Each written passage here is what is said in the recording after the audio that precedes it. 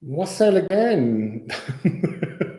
I'm doing my Day of the Dead marathon today, so it's only 17:25, but it's maybe 18:25 in some places, 19:25, 21:20. Blah, blah, blah. I've lost track of time. I've been here all day. So if you've missed any, there was a beautiful birthday with Rob first thing this morning, Rob Odinson, because it's his birthday. And then there was a singing, learning to empower your own voice. So I gave a singing lesson to everybody. Marcela, Christina. And then I did a live with Reem. And now I'm going to do all the signs for the next few hours. It's a little bit insane, but it just feels right today. So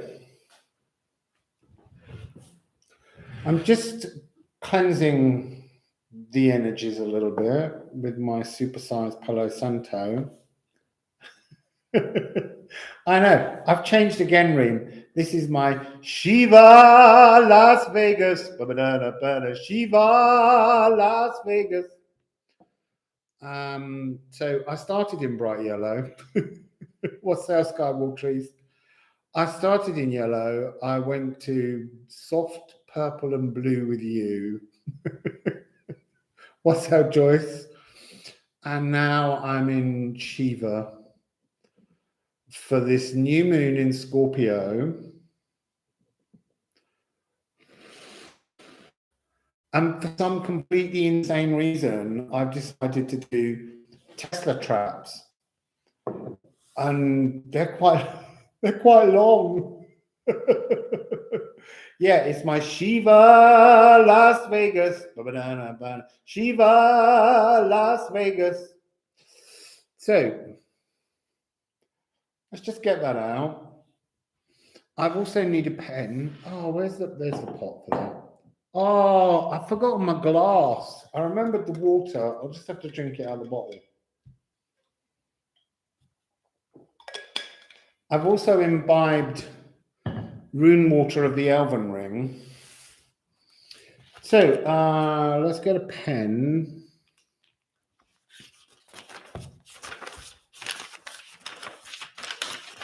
And let's find space.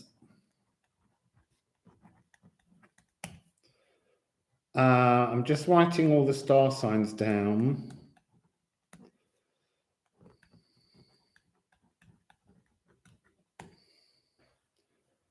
And I'm having a mental blockage as to where they all come.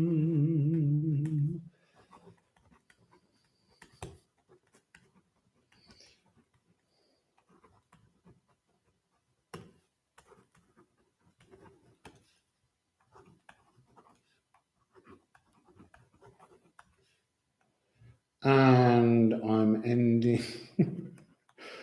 I couldn't even remember the last sign then. Yeah, I think it has. It's made me a little bit overexcited. I had a big feast of potatoes, onions, and spinach, which was delicious. So, Wassail Dark Fire Dragon, Wassail Liz Moss. So, I think I will do first a general reading so that we can explain how a Tesla trap works. Hopefully people will come in and see that, because I don't want to explain a Tesla trap every single time I do this. So a Tesla trap, oh, cool, you drank it too. Wassail Twitty.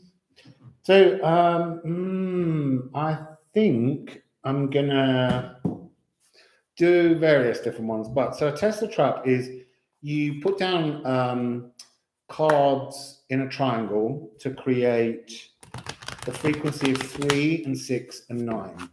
The 3 and the 6 are the trap. Oh, look, 444. Let's just put 444. So this is the Tesla trap beginning here, the explanation. So you have 3 and 6 is the trap. The 3 being the internal energy, the 6 being the external energy, and you're caught between these two frequencies. So we are trying to let go of something to begin something anew.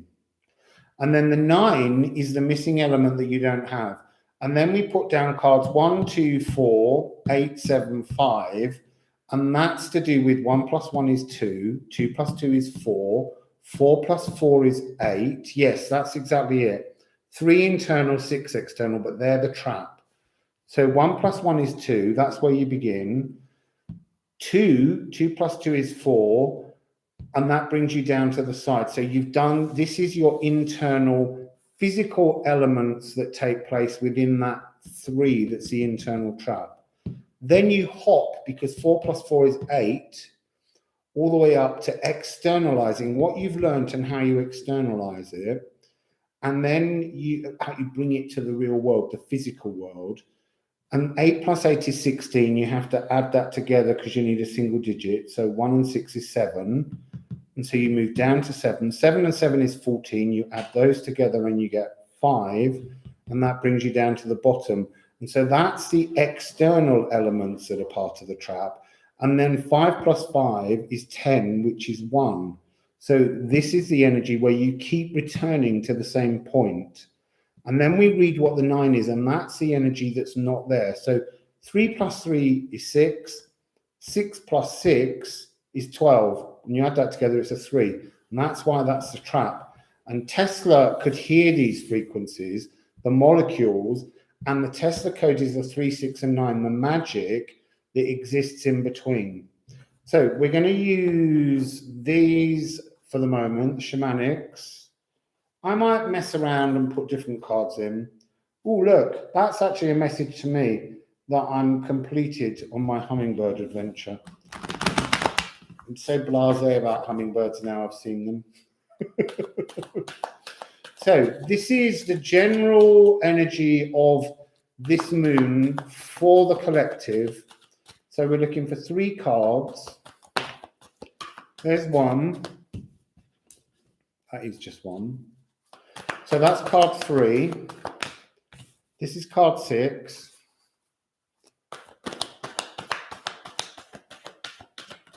And that is card 9.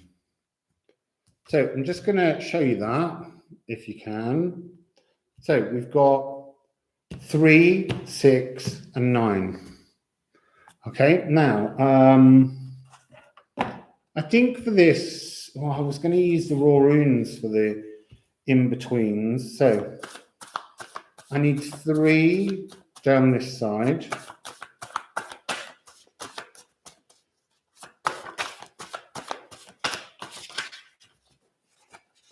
Okay. I'm putting them face down so that we can reveal them. 3 is on my right.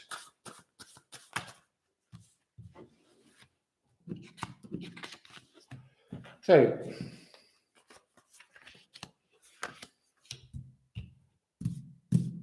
have a look at what we've got. 1, 2, 3, 4, 5, 6, 7, 8, 9. Okay. So this is the trap, and that's the secret that we need to apply. This is internal energies, and then we jump up there and come back down this way for external energies, and that bounces us back to where we started. So let's talk about the trap. So you have the Earth Keeper and you have the Rainmaker. So your internal energy is card 18, which is a 9. It's a divine frequency of your, and this is really interesting, it's talking about the energy of our place in the earth, seeking our place in the earth. How do we keep ourselves in the frequency of love and joy and energy to be in the world? That's the general energy. The Rainmaker is how we externalize. What do we create with our emotions? So we're caught between how we stay alive and how we create new emotions to move forwards. And so that's the frequency of the positive and negative ions that are bouncing in and out of everything. And then we open, oh, it just suddenly got really light. Card number 1 is horse. So we begin by moving. It's kind of a chariot frequency. It's saddling up and moving forwards, but we're moving forwards internally to look at ourselves. So the moon is asking us, saddle up and look inside yourself for a solution. Oh, look, the second card's already there, Elven Light. How do you move towards the Elven Light? How do you move towards a cosmic energy without losing your grip on the earth? How do you move? How do you get this higher frequency without switching off entirely from the earth? And then Brom, Butcher's Brom, the broom, the need to clean out an ancestral bloodline. Reem, we're doing it again. We've already tuned into this message. So, thank you. It's my lovely Shiva Las Vegas shirt. It was a beautiful t-shirt that I saw in Cascade and it didn't fit me. So I cut the image off and then I hand stitched it. And I've been giving him I gave him new colored eyes on the coach the other day. So we have to scrub an ancestral bloodline clean at this moon. So what would that mean? Externalizing.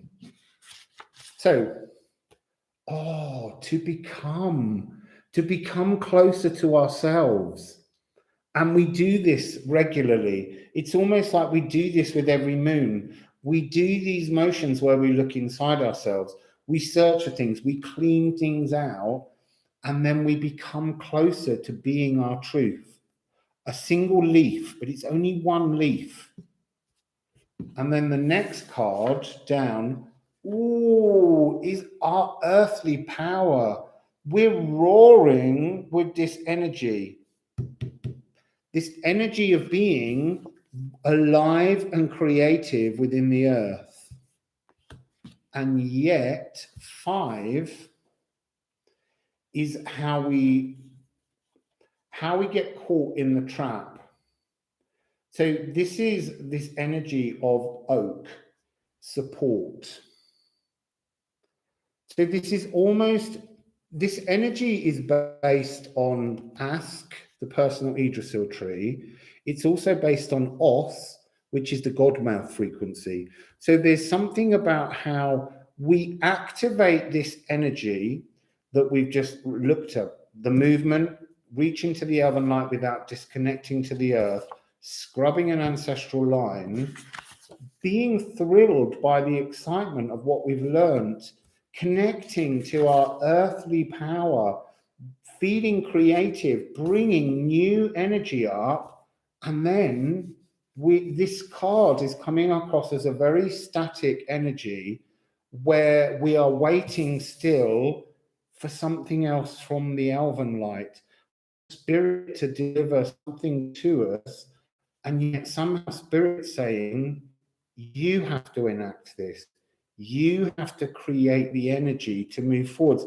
You have to support yourself first, and the Elven Light will give a sort of a new sheen to what you do, but the Elven Light itself won't come down alone. So that's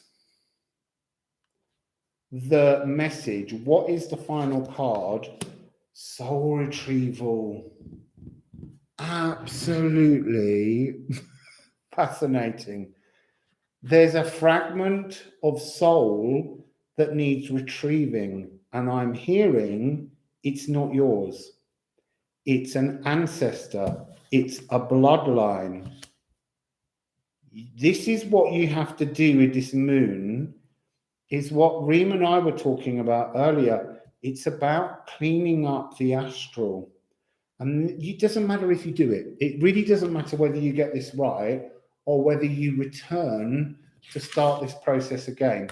The process will become clearer in the eclipse. And that comes with the full moon that's linked to this new moon. But this is like a practice. This is like a chance to call on the elven light before bed and say, I want to clear my astral realm. I want to work with the energies to go in and find. So Reem and I discovered that your astral realm has a kind of ancestral tower that is a portal. And it's that thing that's a tower moment. And the tower moments are often delivered to us because inside your personal portal that you visit on the astral realm when you go to sleep, there's all this rubbish that your ancestors have left there because no one bothered to ever clear up. And so we have to clear it up. And it's like your own personal Yggdrasil tree is covered in little tiny baubles like a Christmas tree of the ancestors' energy. And somehow we've got to move all of those baubles off one at a time. So this is our first chance to ask ourselves, this story that we're seeding in our sacral, is it our story or is it something that an ancestor's left that doesn't really belong to us? So if you complete your journey, you get the base of the deck. And in this case, the sun will come out. You will feel joy and you will feel this remnant of the shadow of an ancestor that you had some kind of historical entanglement with or a quantum entanglement with across the space of time, where your molecules right now, they're experiencing this in their timeline and they've left these foggy, difficult dreams in the astral, and you're going to go in and you're going to sweep them clean. I haven't drunk the Brom yet. I'm going to drink the Brom before bedroom. So that is the general. Okay, that's just the full moon, or the new moon, sorry, for everybody, for the collective, is working on this cleaning. Now we're going to do the full story for each sign. So what you're individually, what energies you can expect to feel, what you're working with, what's coming around you. So let's start with Scorpio because it's their moon, and we'll just move through the signs from Scorpio. So Wassail Twitty, Wassail Cosmic Womb Collective, Wassail Dollface, Wassail Empress. So Scorpio is 1840. That feels like a vintage year, and you ought to look up the history of it. Something might have happened in that year that links to an ancestral story going back to the beginning. So, Scorpio. I'm going to use the same deck for you, but I might switch. I'll use a different deck. In fact, maybe I'll ask you, are there any Scorpios in the house? Are there any Scorpios in the house? If not, I feel like because Rob's a Scorpio and it's his birthday and he has this deck, I think I'm going to use this deck for Scorpio. Twitty, are you Scorpio?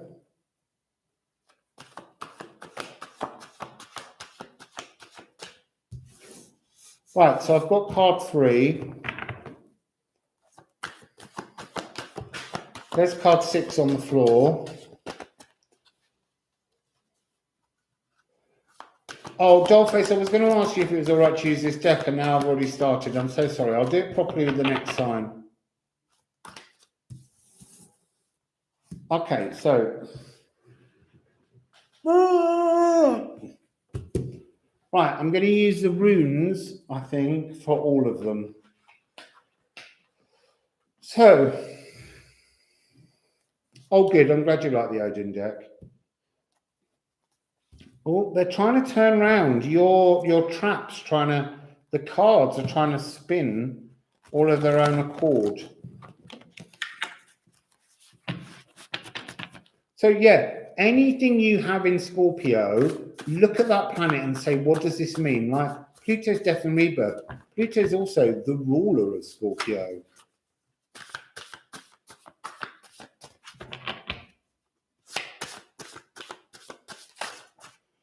Right, there's the first card. And you need, when I'm getting a block now, I'm just pulling them out and putting them in and popping them down. So I've got all of those. So I'm just going to pull it down and show you your layout, even though they're all facing the wrong way. So this is your Tether trap, 3 and 6.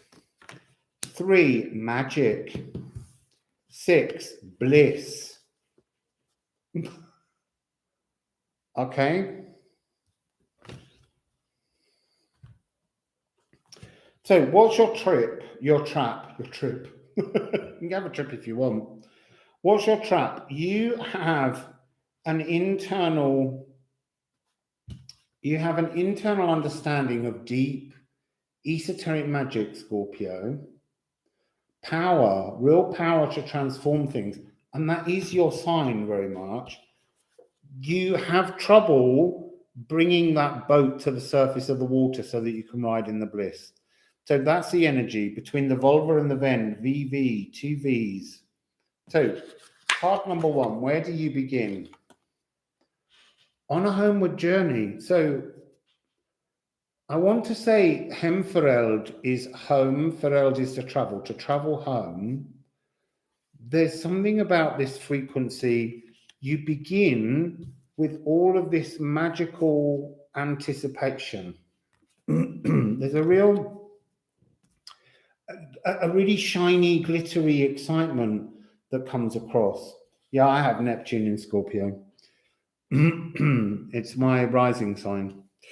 So, and that's interesting. This is the card that was trying to turn around. It's like your belief system is somehow lost at sea, caught in a kind of Neptune storm.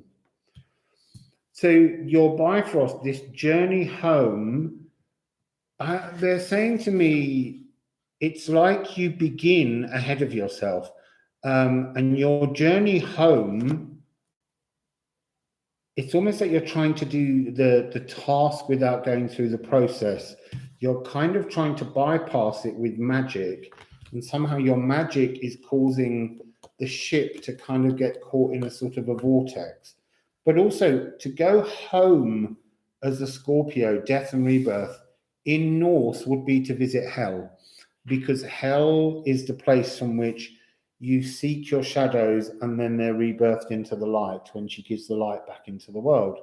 So your second card that you have, oh look, you've got broom, but you had broom upside down. And that's telling me that your journey now is you're facing the wrong way. You're trying to, this is really weird. I've just said, everyone's got to clean up their astral. You haven't. You're trying to clean up your astral, but you've got to clean up the depths of hell. But it's your gift. It's your magic gift. You've got your thoughts around the wrong way internally. And then the sap card is trying to teach you that your power, your magic rises from your roots, because this is sap rising in a tree. Yes, exactly. You have to go down to the lower world. You have to call in at mummies, call in at hell's house, because hell, she is your friend. She will help you. So, you know, really, and this is very much this energy of the staff, the shamanic staff, the ability to hold on to life, but you've got to peep. Before you can grow upwards, you've got to peep down. And yet you were trying to skip and you were just like, oh, I've learned about it now. I'm just going to clean up the astral. You got to clean up the other stuff. I'm not saying your astral isn't filthy, dirty, or isn't clean. I'm not at the moment being told that, but you have to, it's almost like you have to do both. You've got to work on the story, but you have to start the story down in the physical, in the lower world, where it's a thought pattern that betrays you. And then you will be able to go up and do the cleaning. So, what happens when you bring that energy outside? I don't usually read reversals on runes. Yeah, I've just started in Scorpio. You got a long wait, I'm afraid, Deepu, for Virgo. Yeah, but you can always catch up when it's finished being live. The portal that you are looking for, the personal portal to help you, is in the basement, is in Hell's realm, is in that world that you're so comfortable in the energy of the darkness. Yeah, it's my Shiva in Las Vegas. Shiva, Las Vegas. Just going to keep singing that over and over again. Right, so what do you have? What is in the lower realm for you is the cosmic ocean. That's so amazing. So deep within the realms of hell, there runs, like the river Styx, but there runs a river that is connected to the cosmic ocean, that is connected to all of the energy of the Akashic records. But you have to go down there first, because somehow your ship, this trap, is swimming around in the swelginess. It's swimming around in the past and it can't seem to get out. And you've got to go down there to lift the ship. I forget the name of the ship. It's something like skipping you.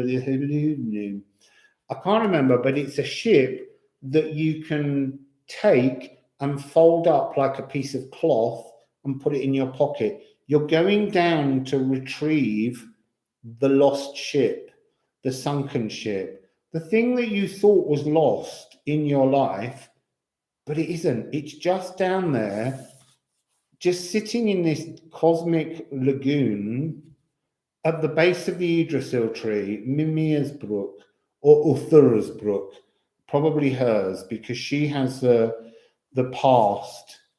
And look, when you get down there, what happens is you've done this shadow work before, Scorpio, and you've gone to face your shadow, and when you've got there, you've gone, yeah, I can't see it. Where is it? What? Because there's been a hood over you. There's been something that stops you, that almost tricks you, that makes you stumble, and then you suddenly find yourself back at this point where you go, what I need to do is journey home, and that's up there, and I'm going to go and clean everything up there. No, you've got to clean down there first. So, that was up that way. So they're your cards. So what is the energy that's coming to you with the new moon to help you break the pattern? Ooh, Asgard. So, in order to move between the realms, the 9 realms in Odin land, you need to use the Bifrost. But the idea is that you already know through your wonderful Scorpion magic how to use the Bifrost, but the Bifrost's been leading you to the wrong place. So this is Odin and all of the Azir will help to connect your Bifrost this time to the right space to find the ship, so that you can pull it, fold it up, put it in your pocket and bring it back into the world. And so what will be the frequency of your of the outcome. Oh, wow, look. You will bring up your Akashic cosmic lagoon. It's like the ship contains the water somehow, and when you fold it up and bring it back to the surface, it will deliver a whole new Akashic meaning to you. This is Cosmic Embryo, Cosmic Womb. So this is Cosmic Womb Collective. Yeah, this is Warrior Heaven, but they can be quite nice sometimes. But the whole point, if this had been Vanahamir as a heaven, then it wouldn't have been able to control the Bifrost. You need the static energy of Odin's 12 frequency to hold the Bifrost in its place so that you can go and find the ship and fold it up and re-establish this energy of your cosmic womb being brought back to the surface. And then you can go and start cleaning up, because somewhere along the line over this new moon to full moon period, you will discover which ancestor it was that drowned that ship and left it in the underrealm. You've probably got some, ancestor, he was a ship's captain and made some error or something, but there's something about, it's almost like the ancestor doesn't want you to find the ship for shame. Shame's coming up quite a lot at the moment in energies. So that's Scorpio. I think I've got Elven Light Speed coming on me today. Let's hope it keeps up. Wassail, just juxtapose, juxtapose. I've done Wassail Liz, Wassail Murray.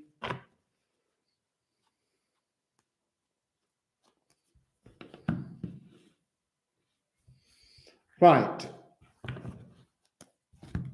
Let's go to Sagittarius 32.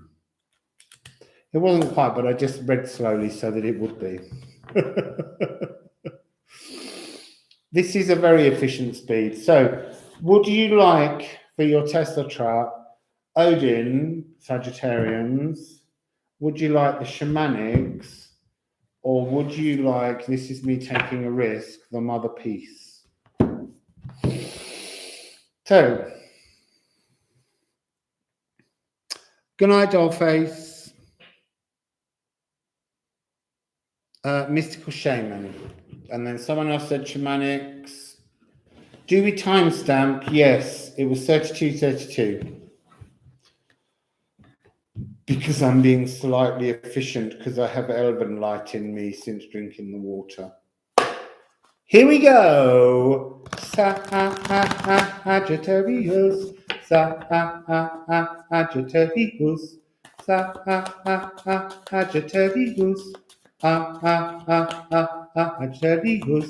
Sagittarius. There's your first one.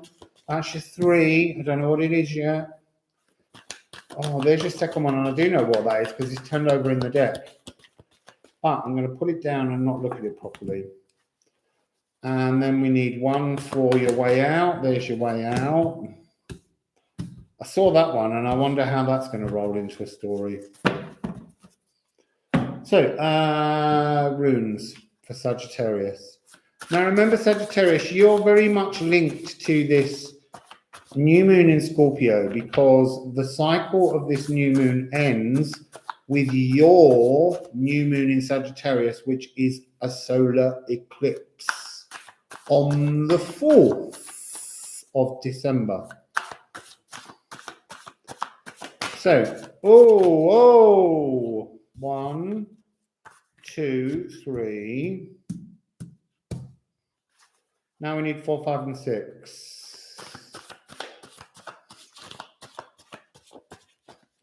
Whoa, you tuned in just at the right time, Katie. Wassail. Wassail, Angela Moon. Wassail. Oh. Right, so we've got your trap and your cards. So here we go. Here's your card sequence, your trap. What's the first card? Oh, look, you've got the one that came for the collective reading. You've got the Earth Keeper. Ooh, but instead of having Rainmaker, you've got Wild Woman. So, what's this energy that I see here in your trap? So I'm seeing a slightly different frequency. The Wild Woman came out yesterday as one of the spirits, and she came through with a very important message about how there are certain things that you do in your behavior in the outside world, not in your internal world, in your external world, that shock even you. So there's things that happen like Heyoka empath frequency. You're plugged so much into the energy of the song lines, your ancestral song lines that bleed all over the earth. And sometimes they take over and they make you do a behavior pattern that frightens you. And I want to say it's almost sometimes it makes you feel a little bit like, no, Libra will be last, I'm afraid. So there's something that makes you feel uncomfortable. Oh, Wassail, Sheila, I hope you're okay. You've been on my mind for the last 3 days. And I kept thinking, how can we find Sheila? And here you are. So I don't know why you've been on my mind, but you have. I just kept thinking about you a lot. So there's something about an energy of being like cognitive dissonance.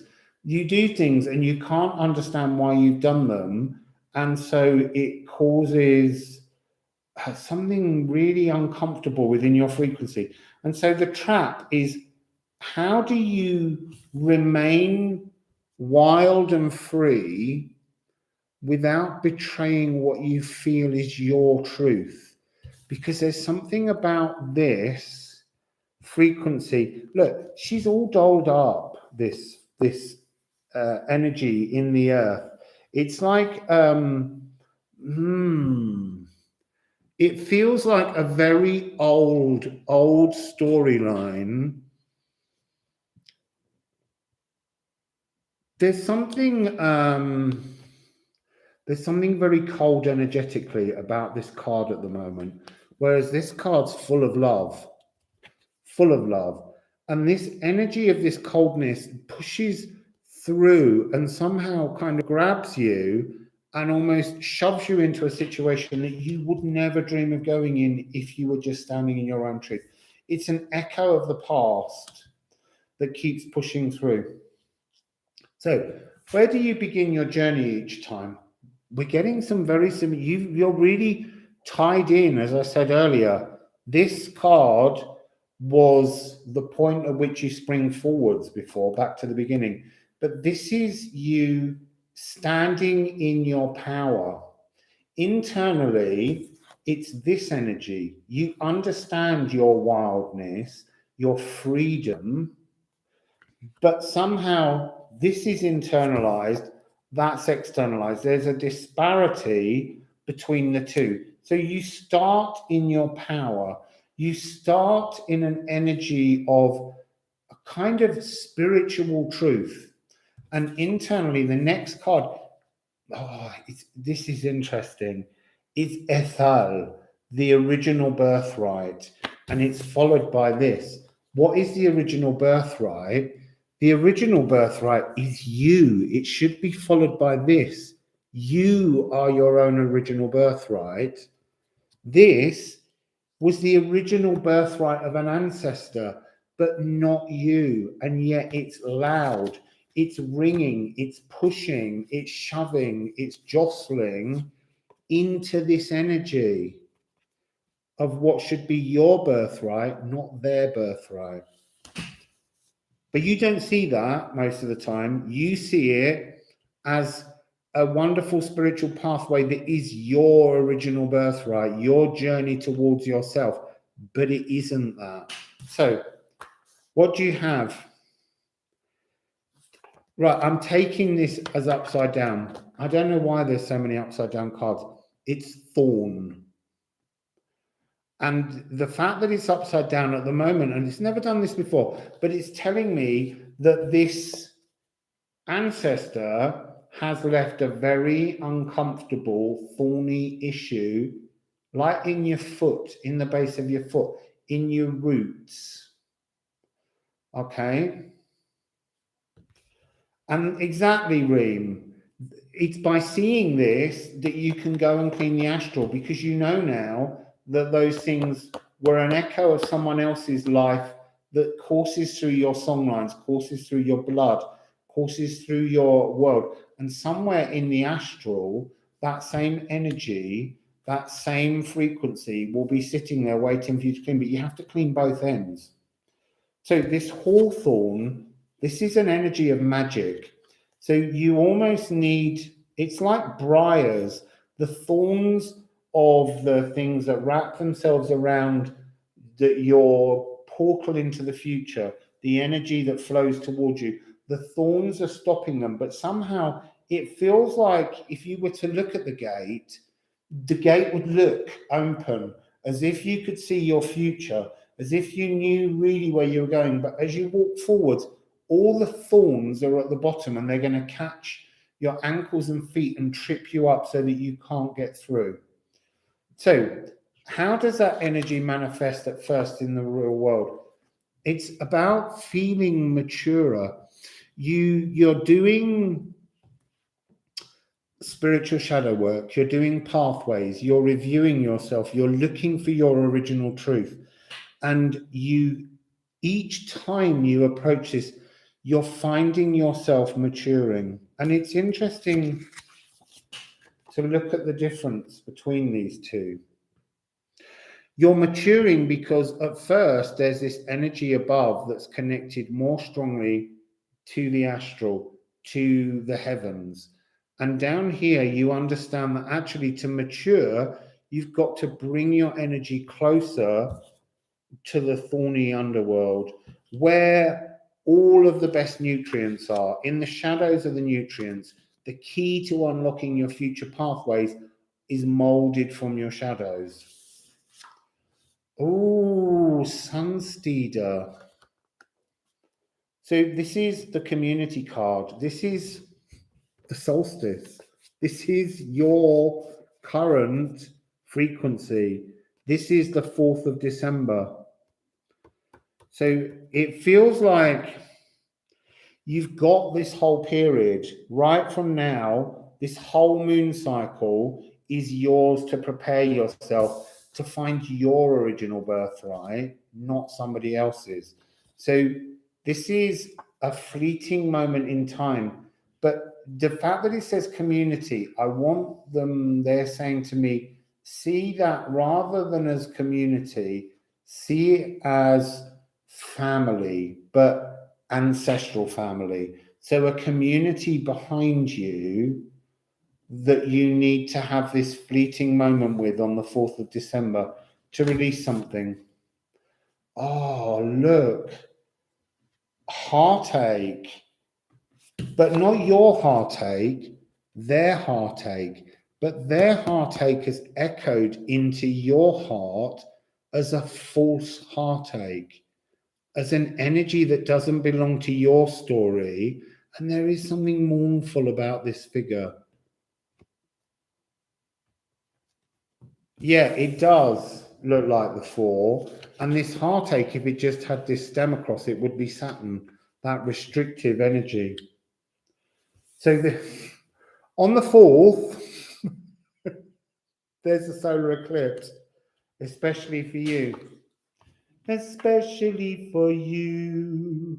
So heartache, their heartache, the thorn, because this is together, this lower world energy, this heartache is theirs. It's not yours. So if you can find what hurts you the most and ask yourself, is it yours? Or is it an echo of this ancestral story? So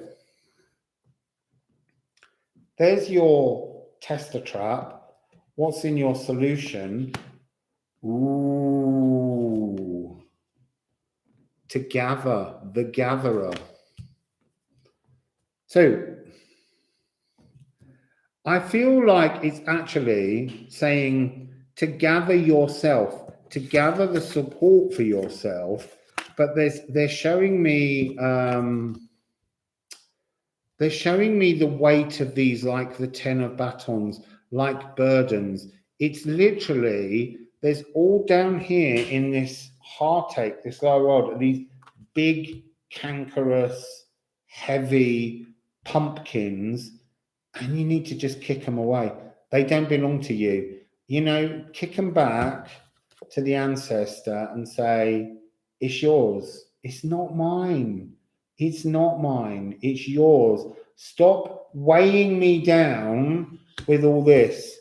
I need to be free. I need my freedom. You had yours. You had your moment. And all right, so you messed up. That doesn't matter. And they've moved on. They're not sitting there in some kind of astral realm. They've gone on. They're living other lives. They may even be your brother or sister right now, but they left all this heavy ancestral blood song stuff and they've moved on. And it's a great big pumpkin bauble on your Christmas tree, your Yggdrasil tree. You're like, take it down and roll it back to them, because it's in that is a fragment of their soul. So what's on the bottom of the deck? Oh, you see, ancestral sacrifice. And it's 4 again. Just because Reem and I are not into synchronicities anymore. We've seen through them. So 444.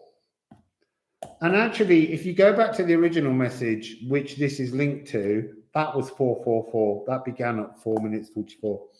So this is to let go of ancestral burdens.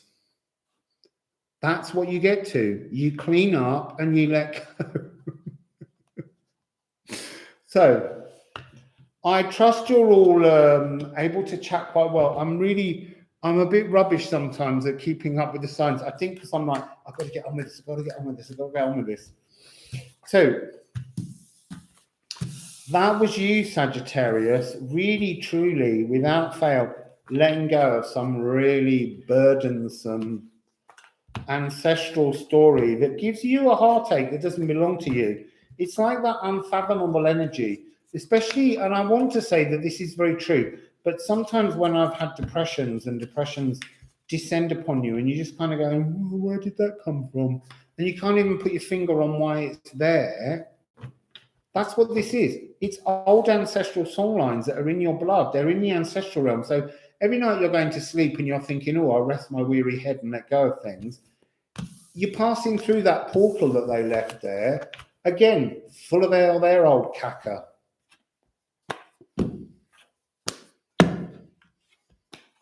There were so many 4s. So now we're moving on very, very, very swiftly. At 48, that's interesting because Sagittarius is 32, and this is 48. Because we're not doing synchronized magic numbers anymore, Reem, obviously. So, Capricornus. Are they all sad? Who all sad? Who are all who?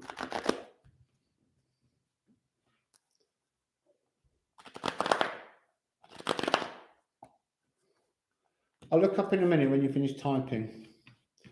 So, any Capricorns in the house, you can pick from Odin, Shamanics, or you can risk it for a biscuit and go, no, they're not. They're not all ancestral energies are not all sad.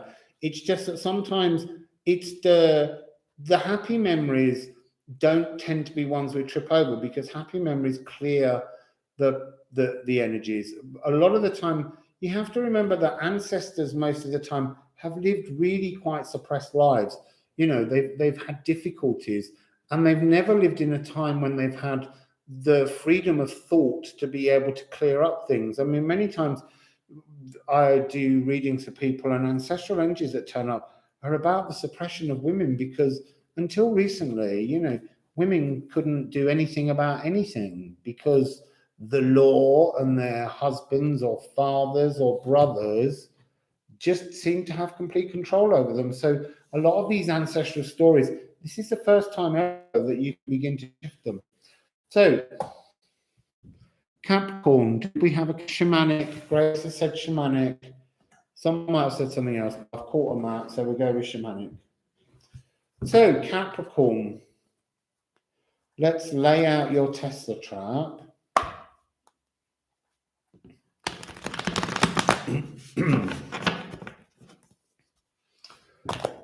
So Capricorn. Ooh, do you know what? That one felt like it wants to stay at the top. It tried to climb up the computer. I'm going to move it because I now see what the cards are. Have I got that right? Yes. Capricorn.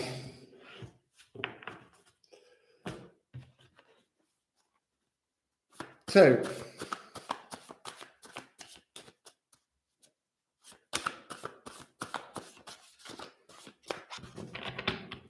yeah, the thing is, Murray, we do have to do cleanups. This is an important time of the year at the moment where we are doing energies. There will be good frequencies too. They're all, you know, it's not just your sun sign. It's but the collective energy that we're getting at the moment is it's time to clean out the astral, because the astral contains static and old stories that need to be shifted. But we'll see. The timestamp to it was 48:48. So let's put these cards in. I need one more, and then we've got Capricorn. Oh, that's too many. But I'll take the one that was facing up. So Capricorn, here's your Tesla trap. So this is quite interesting. What is the energy that you're trapped between, Capricorn, Cardinal Earth, magic, and the rainbow? But actually, they look like that when you see them. The rainbow, the light is heading in towards the magic. So, see, that's fun, isn't it? So, what am I seeing here in your trap? You have magic, the earth magic, and that's very Capricorn. That's mutable earth frequency, not mutable, cardinal earth frequency. It's to create something from the world, and with yeah, they're really powerful cards with magic. Now, the rainbow doesn't appear until the rain appears. And it's the rain and the sun coming together that creates the rainbow. But Capricorn is always denied its emotions. So there's something about the frequency of not being able to summon your emotions into the real world that stops your magic from being triggered. It's almost like they're going in the wrong direction. You need to bring them together into this direction to create the magic. So, yes, sea goat. It's the water that they have that they're not usually allowed to connect with. So where do you begin? You begin in sap, you begin in fire, you begin in cardinal energy, being drawn up from the magic of the world. It's just this energy, and I'm thinking maple syrup. It's like having endless, wonderful, tasty, beautiful ideas that rise from within you. What's up? Capricorn's up. The second card, newer in reverse. So what's this frequency giving me in reverse? Is the inability to bud any ideas. So sap is fire. Now, fire is the first suit in the tarot. And when fire comes along, it's endless, wonderful, amazing ideas. But all of those ideas are nothing if they don't have emotions attached to them, because they don't have a resonance within our conscious emotional landscape. And so for all of the ideas, these wonderful cardinal notions, you're failing every time somehow to find the frequency or a pathway to create a bud to make a new frequency. And yet this is coursing through your entire body, this cardinal earth energy. So this is upside down, but it doesn't matter because it's the same. You are the energy of life. You understand the importance of engaging in the world. You understand the energy of the spirit descending, the energy of the physical coming up. You understand all of that. And yet, look, you can't make this bud. And it's almost the energy I'm being shown, because it's reversed, is you're not making the bud in the right direction. This energy needs to match. And you can see this very simple movement. I should have had them the other way around. Life buds new things, and then you can make that an impassioned energy.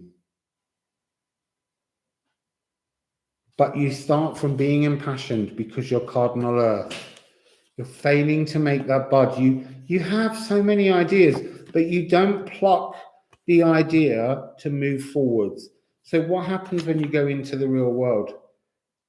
This is so fascinating. It's like a whole series of patterns going back to front. You've got Condal in reverse.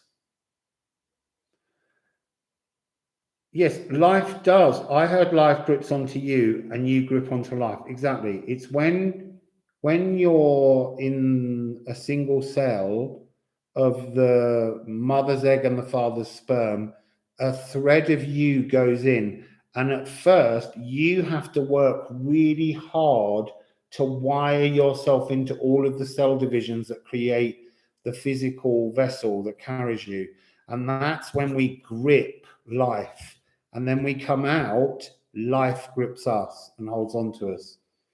So this energy, again, it's in reverse. I mean, it's like if this was this way around, the cosmic light would be coming down and beginning to make shapes that could be formed into protective energies. But somehow the ulcer that you have is being cardinal earth. It's like, I see it, you're saying. I get it. I've got all the inspirations, all the ideas to make something of the world, and yet it's not the way you want it to be. The fires are coming up from underneath you, and that's putting you into the wrong frequency. So the next part, again, upside down. You're an earth Magian. You are the magician of the earth.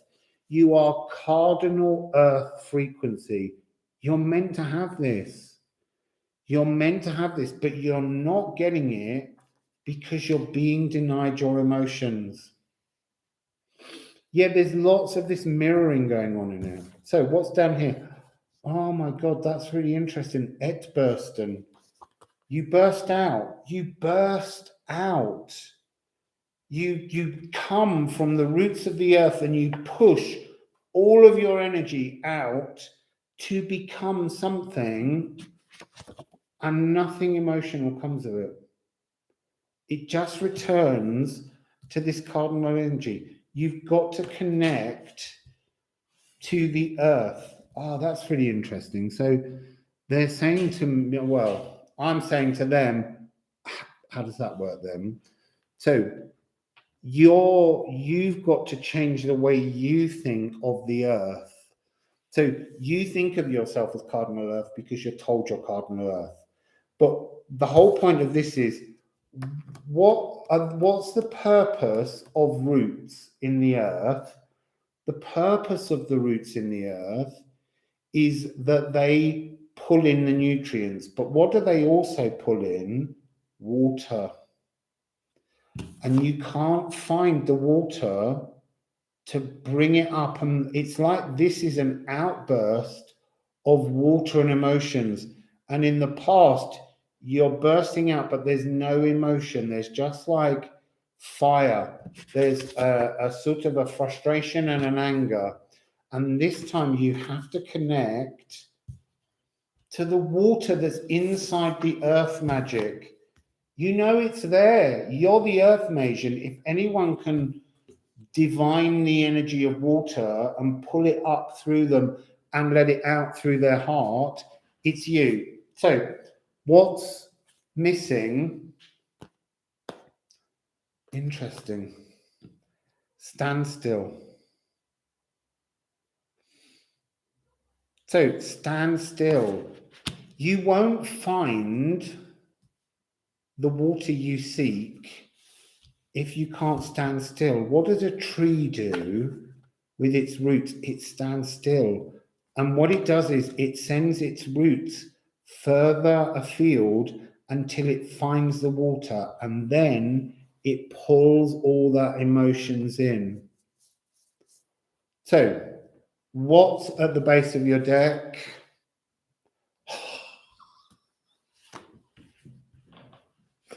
But this is coming across as a completely different frequency. This is when the magic, I have to do it that way around. When the magic and the rainbow meets, it will turn your Earth Mason card into your full cardinal Earth power. But you need to search out the water, the emotions. Not that you don't know that they're there, but you need to be able to claim the emotions as yours. You're not just cardinal earth. You're cardinal earth that sucks water. So, that's you, Capricorn. The Wizard of Earthsea. Oh, Earthsea, see? The earth and the sea, the water. It's a very good series of novels by Ursula K. Le Guin, and you would all love it. It's about a young lad who gets sent to wizard school. It was written in 1968, way before Harry Potter, and it's all about dragons. They're very important in the story. Witches, strange lands with other religious beliefs, reincarnation, all sorts of stuff. So now we've done that. So we're now on Aquarius 10404. We're getting really weird timestamps, Reem. I thought we'd done away with all that clever synchronicity. So, are there any Aquarians in amongst you all? So, Kelly, what would you like? Would you like the Shamanics, the Odin, or would you like the Motherpeace?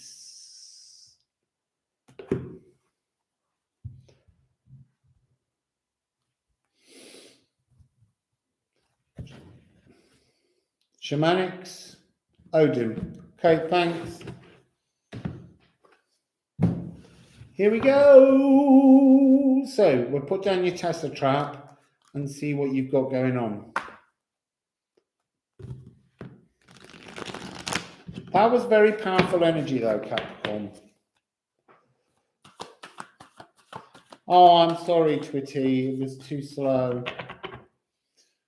So, can we please have 3 cards for the tester trap for our lovely Aquarians?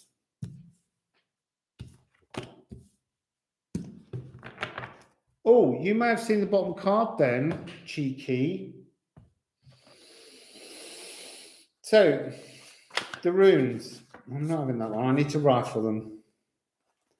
There's 72 cards, 78 cards. We should be able to get different messages.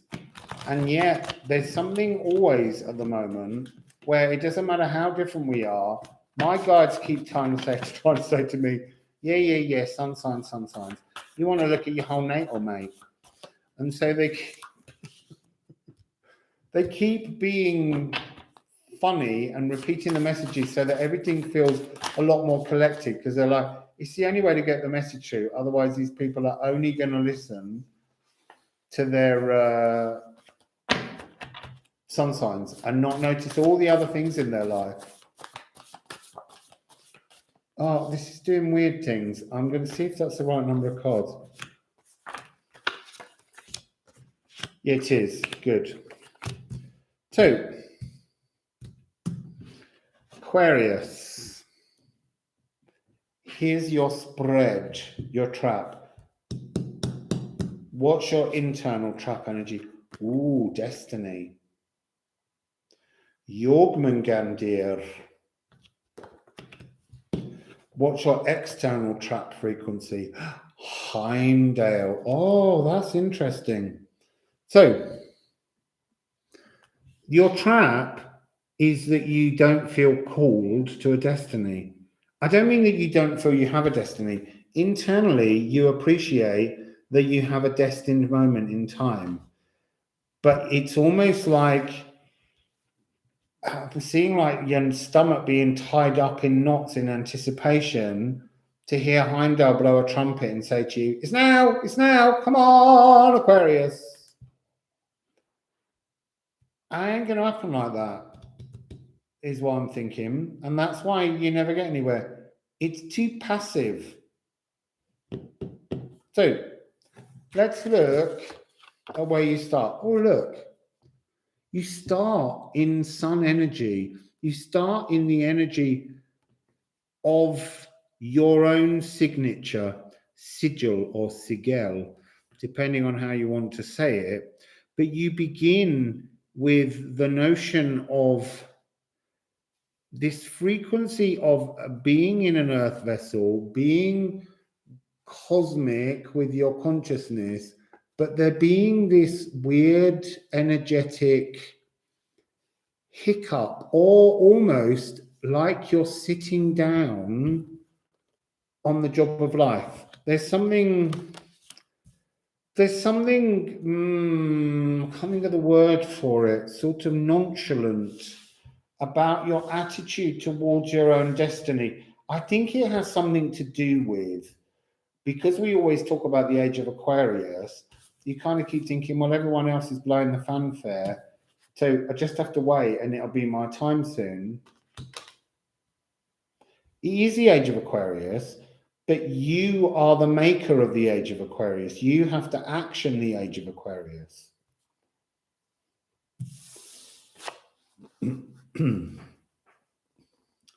Oh, look.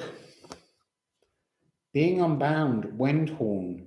You're caught up in a fixed notion. We've had this message before for you. And obviously you're not listening. Wake up and listen. You're bound to your own destiny that doesn't arrive.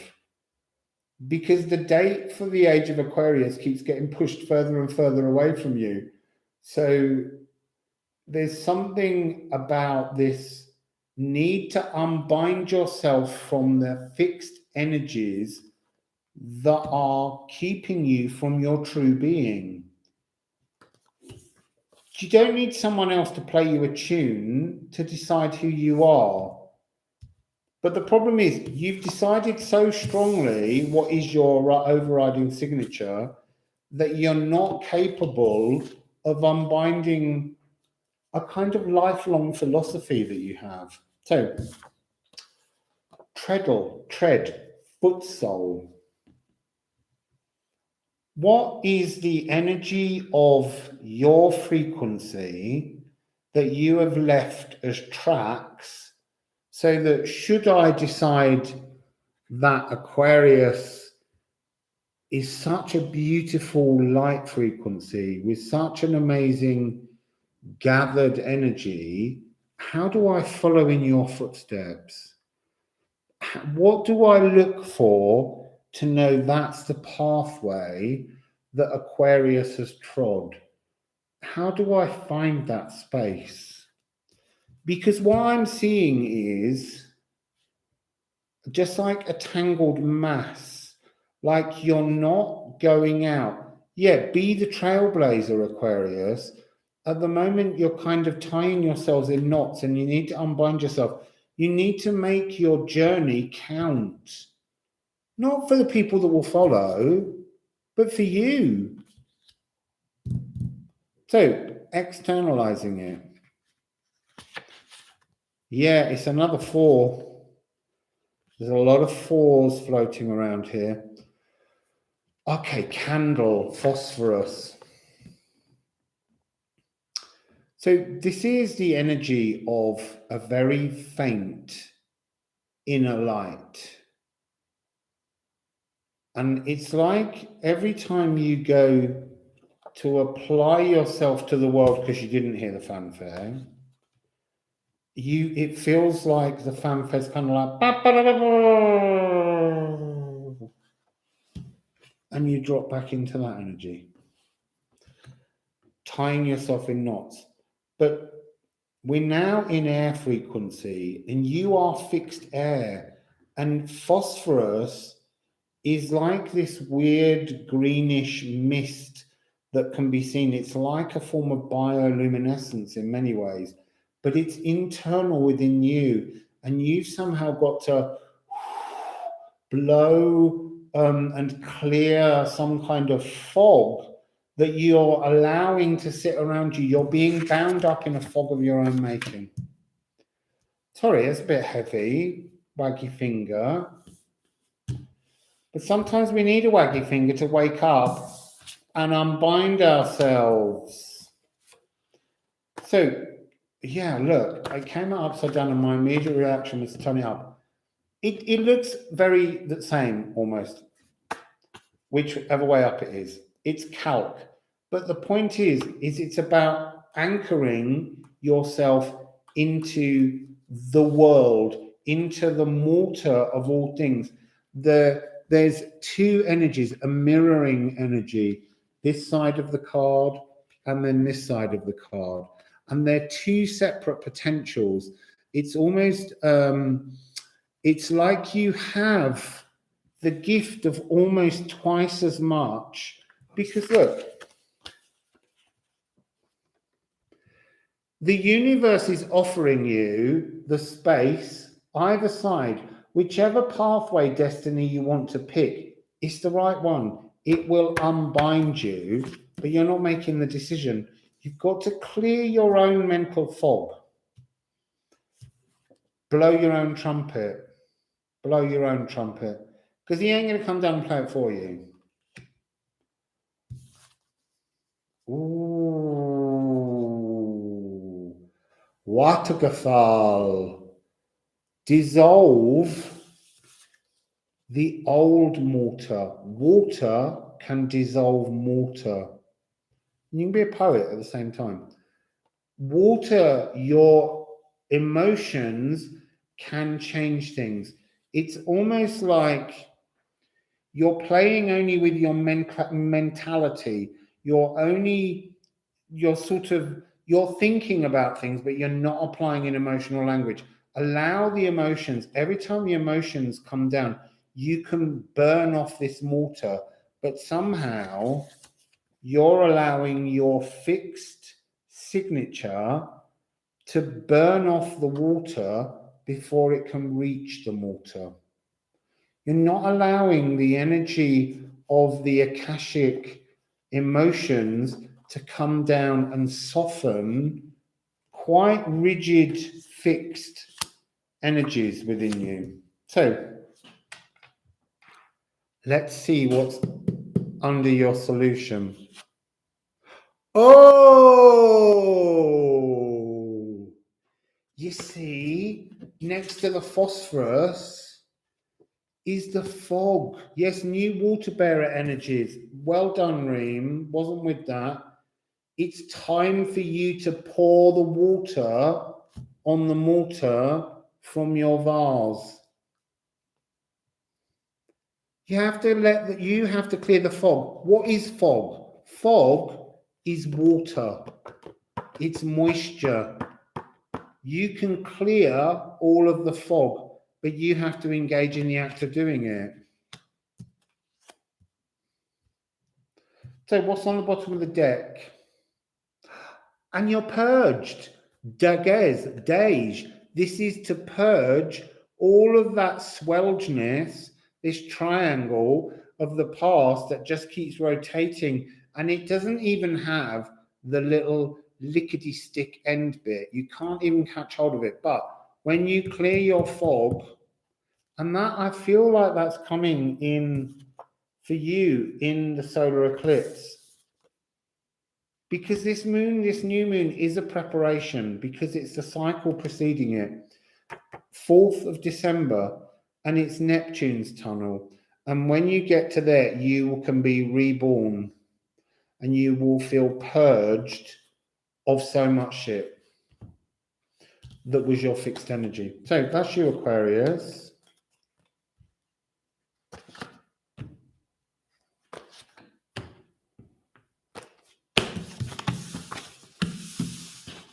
So we're moving on to Pisces, Pisces, Papageno, Pisces, Papageno.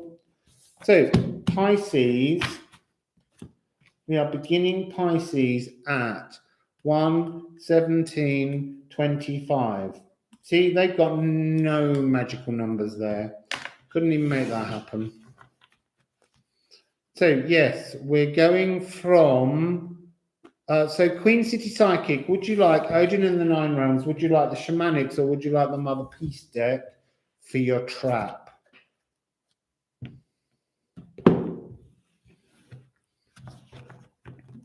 We're working through from Scorpio. So we've done 1, 2, 3, 4, 5. We're on the 5th one. But we also did a New Moon Collective one at the very beginning. That's at 4, 4, 4. 4, 4, 4, 4, 4.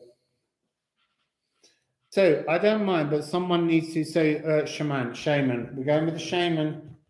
Shaman. I only asked Queen City Psychic because her name was there, saying she's a Pisces, so she got to pick. So, what's going down, Pisces? What's fishy in your world? So, can we please have a trap and a goal, a solution out of the trap?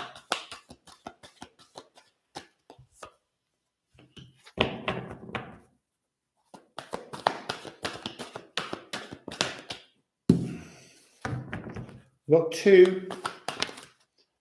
We've got 3. Now let's put some of these magical raw runes in. Magical raw runes. I'm so sorry, Sheila. You got a very long time to wait before we get to your sun sign.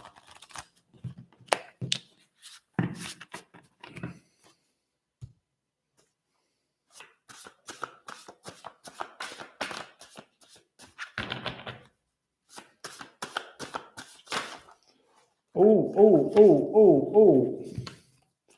So 1, 2, 3, 4. We need 2 more. Yeah, they look just like flying fish. Oh, and now I'm folding them all up. I just need 1 more, please. Your 6 trap card keeps trying to turn itself upside down.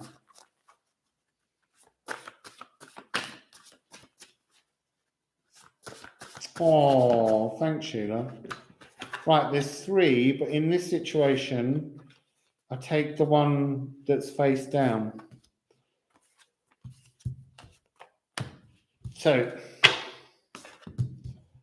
that's so funny. Every time I shuffle that deck, saps on the bottom. Why is that off center? Oh, there we go. So, here you go, Piskies. So, what's your trap? The sun and the drum. Something a bit of poetry in that one. So, what's the energy I'm getting? 1553. You might want to look up 1553 and see if there's any historical story that calls you, just to say that at the very beginning. So, the energy I'm getting from this sun is fields that need to be ploughed, that the sun can't rise fully because there's something that's not being furrowed properly. Is my team ploughing? There's something about, that's a really old wartime song. Yeah, I can't remember who it's by. It's one of the war poets. It's been put in my head. So there's something about not being part of, I want to say like family, family farming, or not being part of some kind of team, being unable to shine your light in a group somehow. There's an energy where if you were to lift up your light, as the drum does, it feels like a shadow would fall across you.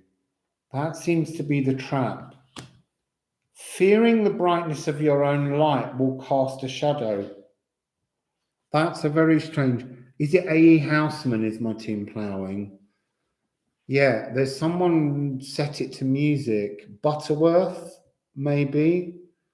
And he died not long into the war, I think. But yeah, A.E. Houseman is my team ploughing. Butterworth.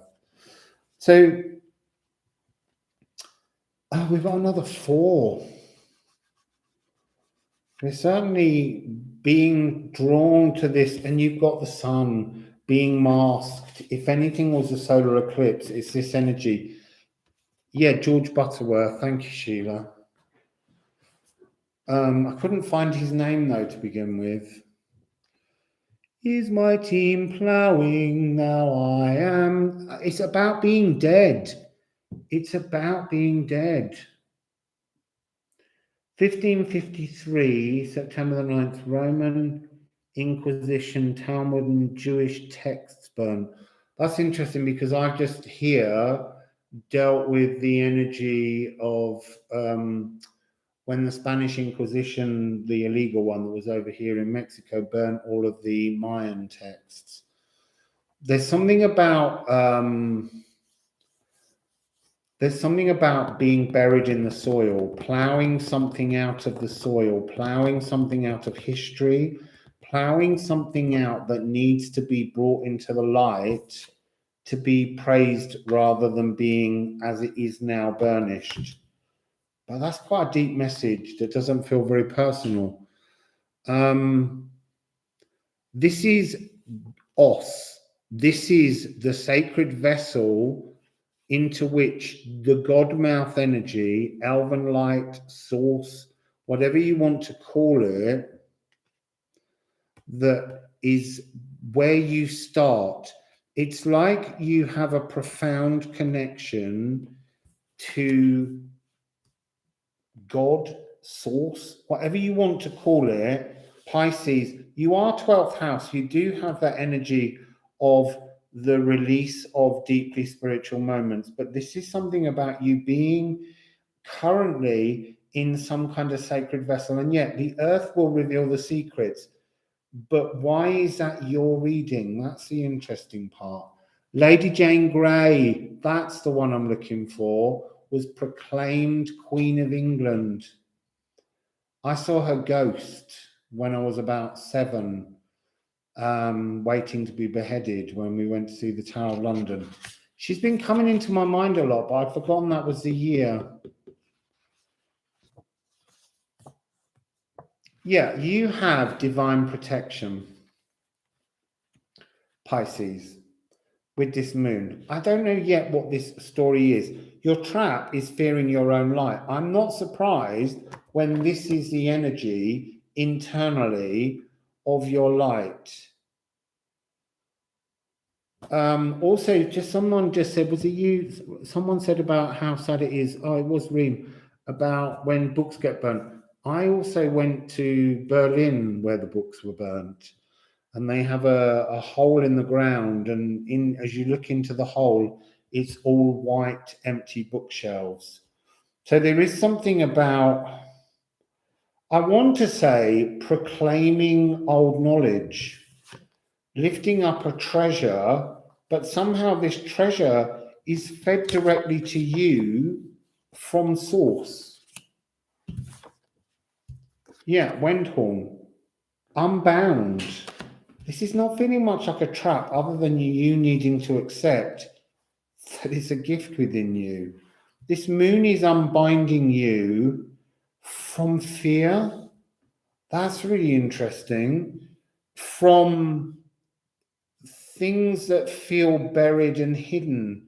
It's like things that you may have buried in your life somehow. Even if someone was to pull up a diary and lay everything down, you would just go, so. And yet at one point, this feels like a locked book buried with you, you know, and it's plowing up energy. Yeah, Alexandra's library always does me. There's something about knowledge and books that's so sad. I get the feeling that Mary the Jewess had left a lot of literature in that library. But it's the best way to deny people a history. And there's something about this in here. It's like, you know, we often talk about Pisces as being these house 12 connected energies, but that's denying that they've ever had all the other energies of life. We kind of look at you as being some kind of the odd fish out of water, and as if you're not part of the whole collective, and yet you are, and yet you feel not. This family farming energy that was here is about you reconnecting with everybody. No, exactly. No wisdom is ever truly lost. So this is really interesting. What's coming is the eclipse, and it is on the 4th, because your first card in the outside world is to turn dark. And what's dark is an object that is buried, is knowledge that is lost. But to seek that knowledge, you have to be eclipse energy. You have to put shadows over the world to connect to something, I think, deeply sacred that's returning. Yeah, it's exactly, it is. Oh, it is blocked by shadows, but I think they're shadows that Pisces makes. It's like Pisces has to be a leaf shade and protect what is being birthed through them and God's mouth. And you've got Brom, you've got Butchers. Yeah, a shadow shield. Beautiful. It's on there. There's the shield. It's here as shadows, and while it's formed within them, it can be raised up to be the light. So this butcher's broom is about scrubbing. I feel like I'm being shown this energy differently. I'm being shown it as the rake that plows and furrows this land. Is my team plowing? It doesn't matter. Even if the whole of the world is not looking, Pisces is going to plow the land, is going to make the land bleed back up some lost knowledge.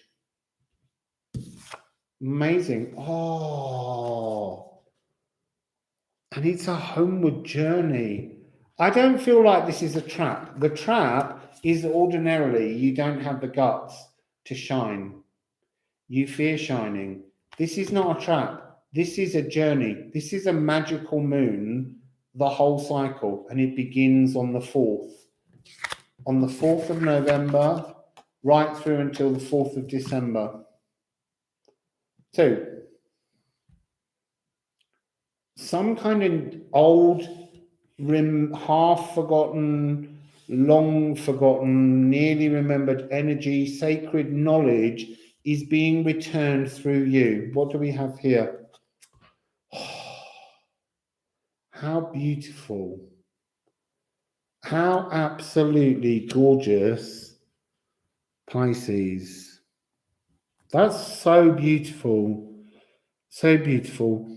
And this is a 13. Oh, look, I hate a synchronicity. But it's 15:15. You are protected. The elks will not bite your hand anymore. Elks, if you approach them wrongly, bite your hand and make you bleed. You're the one that's pulling up the blood. The elks are on your side. So what's on the base of the deck? Oh, the child with the hummingbird. But the child. I feel like the beginning of this old energy is a wound. You're bringing up a wound, a knowledge that will feel very wounding to people in their youth, as was back in time. And the wounding, this scrubbing that you will do to rake this energy up will begin at the lunar eclipse. So that's on the 19th.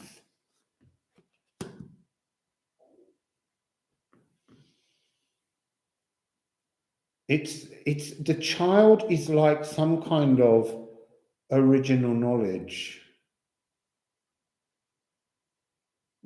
No, we don't like syncs right now. We're over syncs. We've worked through them.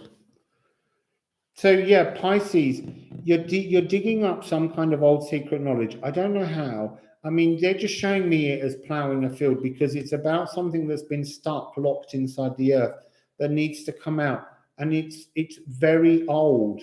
This card is coming across not as a child as such, but as something that was so young when it was first thought, and the world has aged so much since that point.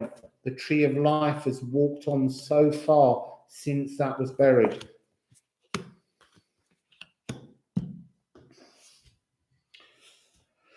So, Pisces, sacred knowledge returning.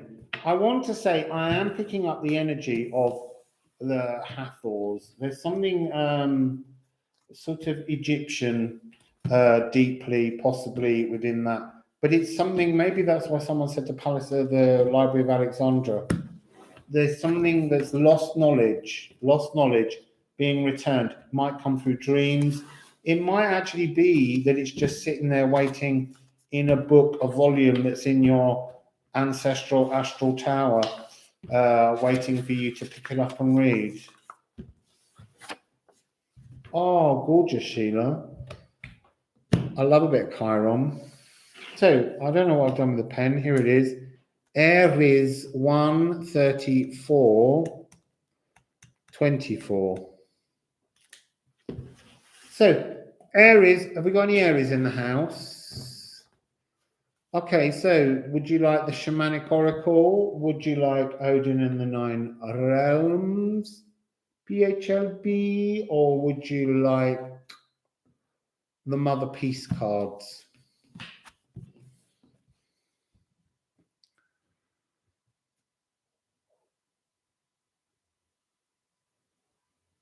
Motherpeace. Cosmic, are you Aries? Oh no, PH has done Odin. But are you Aries? I'm just curious. I think I thought you were something else.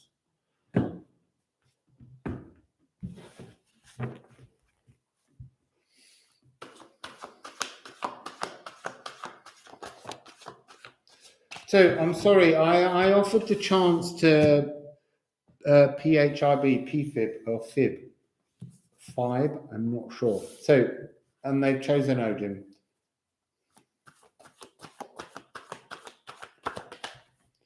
So there's 2 from the Odin deck. 1 more for the way out. 1 more for the, there we go, there's the way out. That's so weird. I saw that card and I thought that was the one that was going to be in Aqua because it's sort of a flash of it, and it wasn't. But this time it is. So,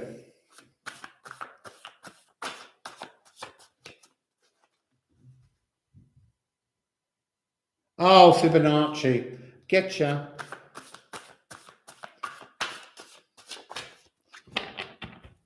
I have the eye of Fibonacci. I can look at composition and I just know whether they've hit the mark or missed it. I have the eye of the golden rule. I see those numbers. Right, how many have we got there? 1, 2, 3, 4, and then the 2 on the top, 5 and 6 that I didn't put with it because they looked as though they weren't part of it. So let's just make that look a little bit neat. Here, Aries, are your cards. So the 3 and the 6 are your trap. So 3. Os. This is Godmouth. This is Vessel. And Skadi.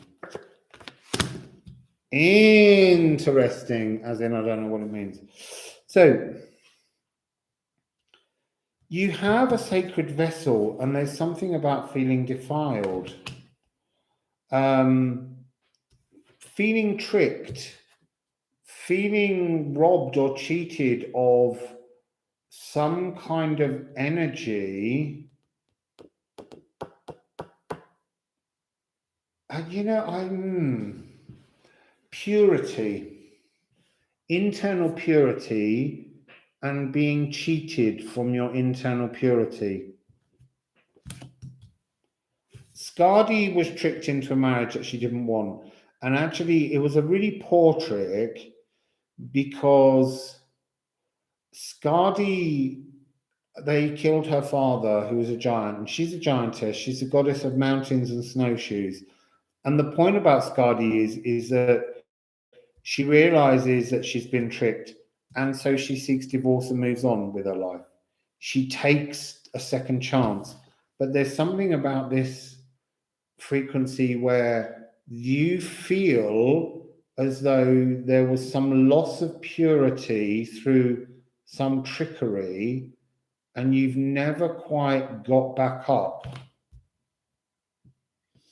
Aries. So where do you begin? Oh, looky, we're back with Elven Light. That's what this is. This is the light of purity. And look, you are Aries. We look at you as being the beginning. Yeah, very much like Lilith. It's very much like Lilith. You know, Lilith came before Eve and she was made the equal of Adam. And there is something about that kind of frequency here. But this is light, purity, Aries, the first sign of the zodiac, the almost like being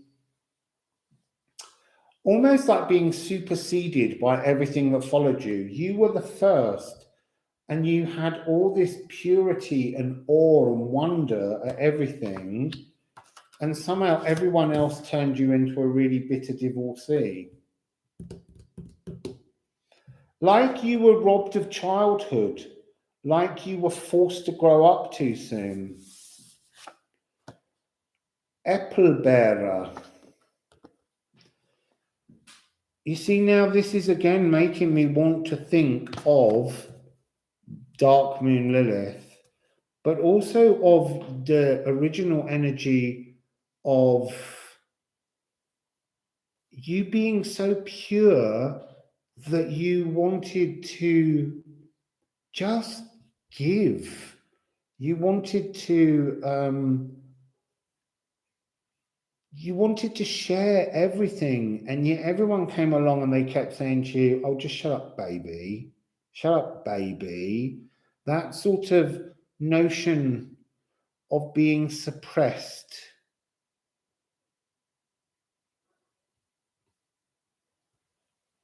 Yeah, it is about returning to see the purity of who you are, but I think we're going around a circle to see how they keep failing and missing the way of doing that. So, the sacral. There's something unattached about this. It's reminding me of a poem I wrote when I was 7. The theme was trees, and everyone wrote, trees are green and brown. And I wrote a poem which began, I am a tree. And the poem was about how I witnessed my family being cut down by lumberjacks. And that's the same energy that I'm getting here. This energy that you've been pruned so hard that all that's left is a trunk, and this elven light that used to dance through your fruit-laden leaves has been reduced to just this.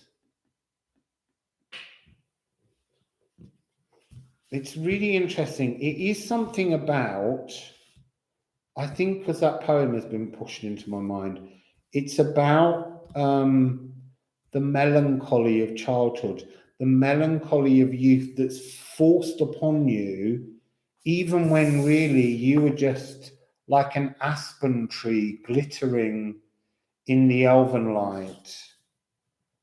It's about the abuse of other people's emotions to take away your joy, Aries. So, interesting. It's like, and then you move out into the world and another part of you's removed. Yet more. Every time. I just keep hearing this energy of you being told to stop being a baby. Grow up. Why? Why grow up when you were so beautiful and pure and so shiny? When you just wanted to give all the fruits to everybody, and yet somehow, I feel really quite weepy at this energy. It's everyone severing, cutting, knocking, removing.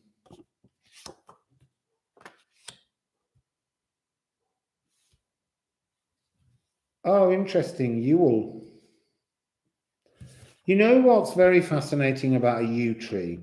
Apart from the fact that it's ancient, and a yew tree, it doesn't matter what you do to a yew tree, it can regrow. And I think that's the message that comes to you. It can regrow. The other thing about a yew, even when it's hollow, even when it's completely empty, it's possible to bring this energy back up inside and to regrow. A whole new shoot can grow inside the hollow and fill out what was lacking, what had been removed. The other thing that yew trees have, originally County Mayo, which is a word in Irish that's got no Irish roots. That area was once the greatest yew forest, they believe, in the world, with very, very ancient trees. And this feels like very, very ancient energy of purity being savaged throughout millennia, throughout life, throughout time. And yet, if you really, really push the yew tree on a hot day, its pollen or just the energy that comes off it can create a hallucination. So you may be bullied for being a child, but there's such divine energy in your core that people need to be a bit more wary. So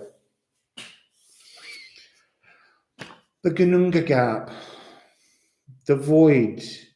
So it's like this other part of you has been cut off, and in the world it's like no one's listening, because what are you? You're just a baby, you're just a little egg, you're just this is that energy that I'm feeling is older siblings, older, wiser people are bullying you, are bringing you down as a childhood, but somehow you've got this purity energy that's just ready to grow, to become Skadi, to give yourself a second chance. Oh, look. Angular resistance. This is teenage energy.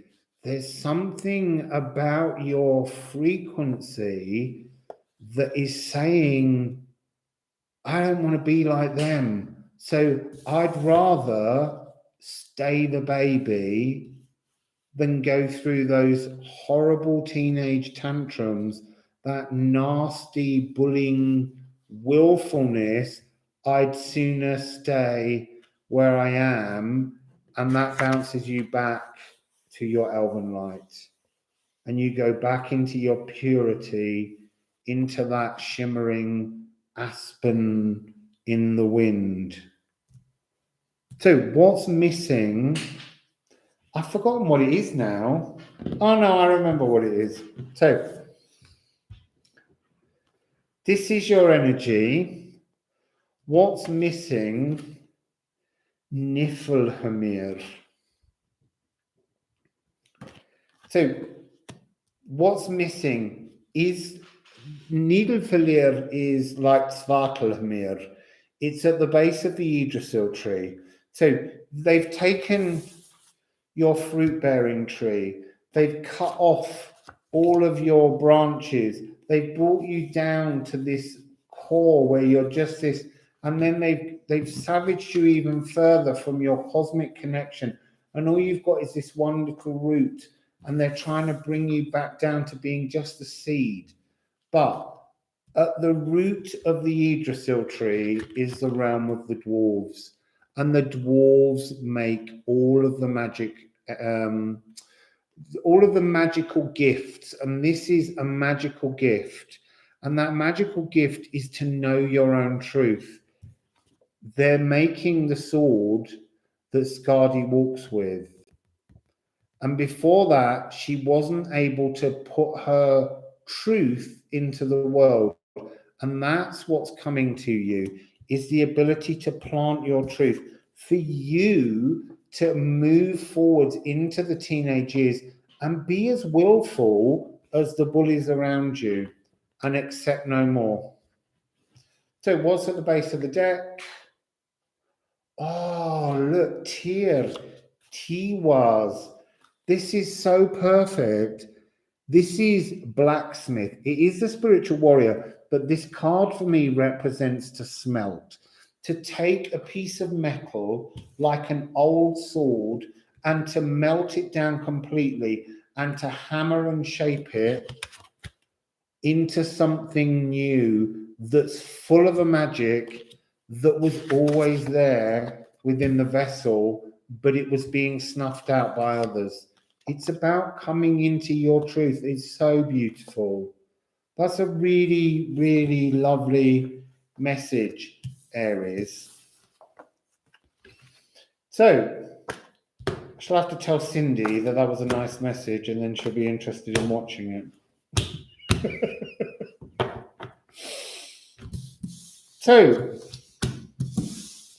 So, Najib, tell me, are you an Aries? I'm just looking for people who are Aries, because you said you were enjoying it, but it doesn't matter whether you're Aries or not. You may have Aries signs. I need to stop asking people. I'm just kind of nosy. It is a transformation and a transmutation, and yes, I thought that was a beautiful reading. Oh, look, you're the same as Reem. So we're now moving on at 1 hour and 50 minutes and 18 seconds. I think I'm bending time because we've now only got 1, 2, 3, 4, 5, 6 to do, and I'm doing this quite quickly, and they're really long readings. I thought I was going to be here for a year and a half. So, who's a Sagittarius? No, sorry, who's a Taurus? Who's the bull? Who's the bull here? Or you don't have to be a bull. You can have a bull moon, or you can have, you know, a stellium in Taurus. So Scorpio, Sagittarius, Capricorn, Aries. Oh yeah, no, that's what we've done. We've done 6. So any bulls in the house? Venus in Taurus, that'll do, mirror person. So what would you like? Odin, Shamanics, or Motherpeace? Oh, Christians, Taurus.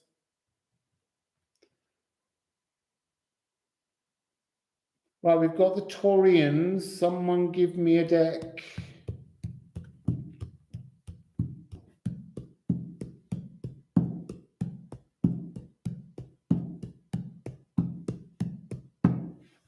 Okay. Yeah, I just stopped on the Motherpeace. But look, mirror person says Shamanic, so I'm going to go with it because they are Taurus. So here we go. Let's set your trap. Let's see what you can get. I need a sip of water too. Also, I need to blow that candle out because it's struggling.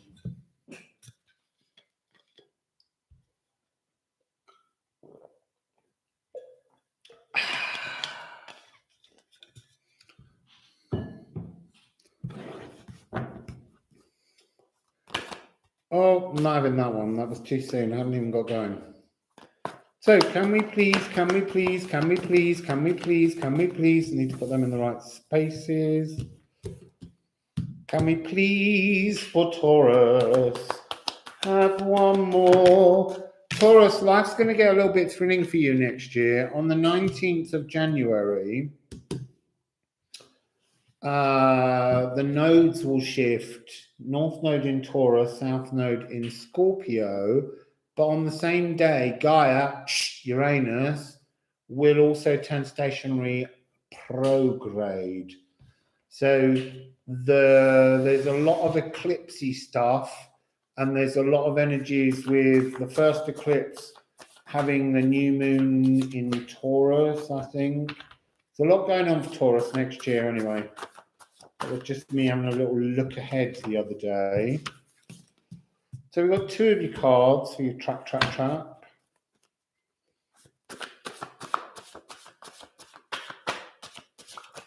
Oi! They didn't fall properly.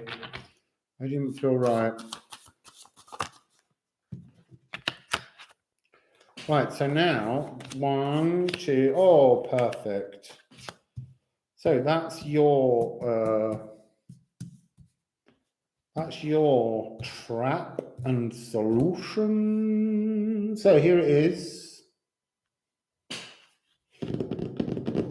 Card 3. What have you got as your internal frequency? The upper world.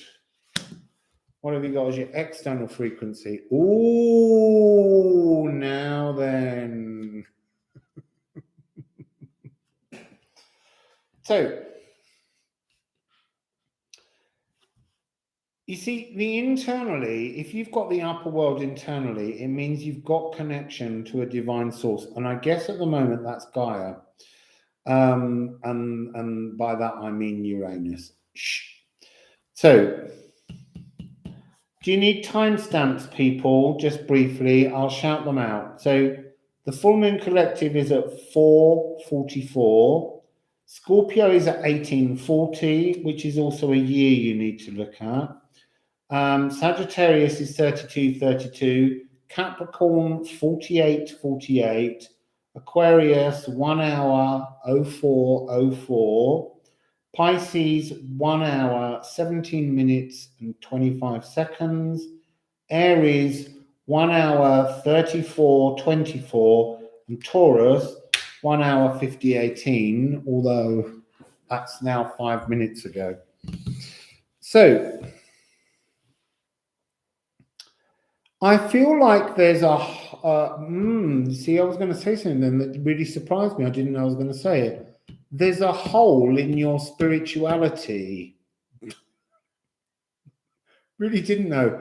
And yet it's deep inside your whole body. And the hole is something to do with this curse. Yeah, I'm sure my timestamps do disagree. But they'll be the ones I put down.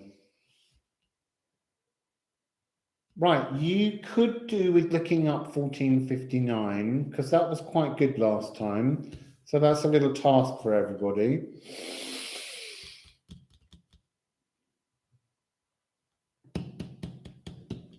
Look, I'm seeing a hole in your spirituality, and I don't understand. She's looking at me and she's pleading at me to understand.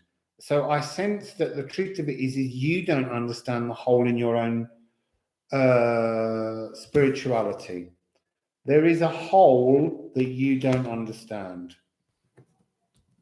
and that's your trap.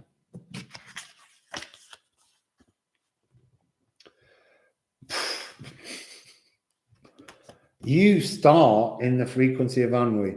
I'm not saying you bullied the Aries. That's not the point. You start in an energy of willful stubborn resistance. Not that I want to stereotype Taurus in any way, but ennui is to mark territory, to be unmovable. And it's funny. It's almost like, thank you, Tracy, for putting that hole, because they immediately showed me this marking over the hole. This hole, you're putting that over it so that you don't see the hole. You don't want to look at that hole because you might fall down it. Ooh, stenchness. It's been a long time since that beautiful card came out. It's interesting, you're not being scented, you're scenting everything. And I don't mean going around peeing on things so that it smells of your, urine and marking it as territory. What I mean is you're putting everything and everyone to a test. You're using your resistance, your stubbornness to test everybody, and yet you're avoiding noticing this hole. This hole is so important, Taurus. And then you've got hail, weathering. I want to say you're weathering everything. This card is coming across with the Divine Nine energy. This is coming through as come rain, come shine, come hail, come thunder, come flood, come fire, come magma. You're just like, not bothered. I'm really not bothered, because every time I look at everybody else, they're wrong. And yet there's a hole. There's a hole in my bucket, dear Taurus, dear Taurus.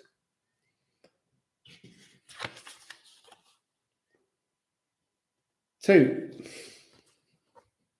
there's the hole again.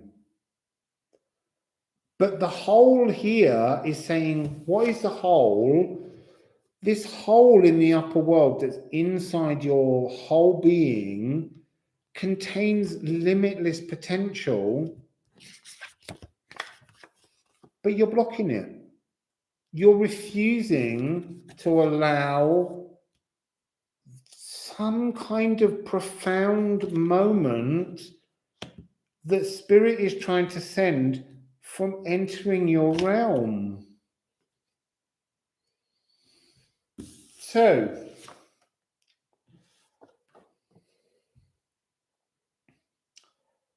it's like a shift is needed, and you know how to shift, but you don't. It's not much to take this very strong, and there's something about this rune that of all the runes that I allowed to come through, it's the most sort of non-Norse. It's kind of the antithesis of Norse. It's very much the frequency of the Gallic cross. This is one of the few symbols that's bled in. It's actually a punctuation mark, but it's a stop. It points to something that's immovable, and yet not much of a move can bring it into this energy of coming into a generosity of spirit, a generosity of gifting, of fluidity, of the energy coming out from the void, from the seed, all of the weathering, all of the kind of being beaten back and that not remotely bothering you. It is year of the metal ox, and there's something about that frequency of being very static.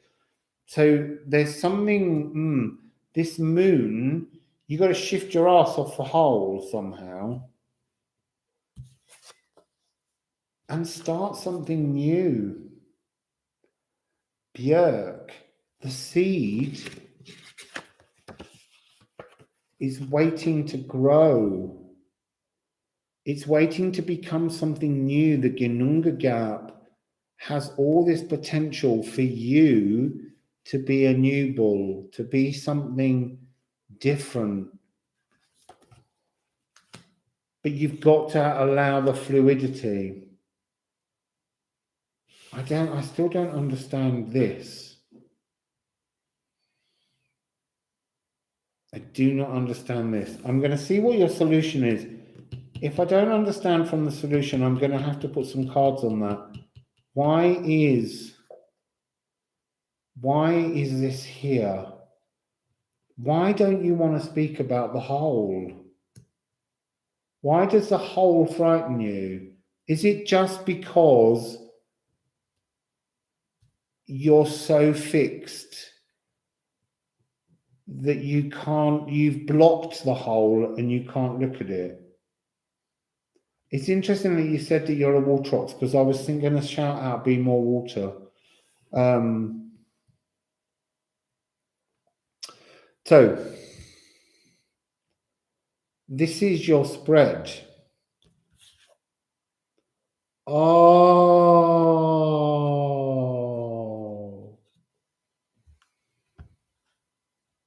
Taurus.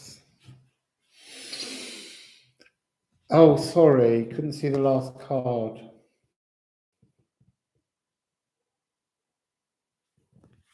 It's emotional flow, and it's May time. It's a May.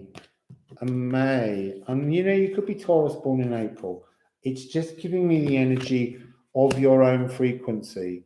It's telling me that there's an energy of change that's abound. What's in the whole is your heart. You're hiding your heart.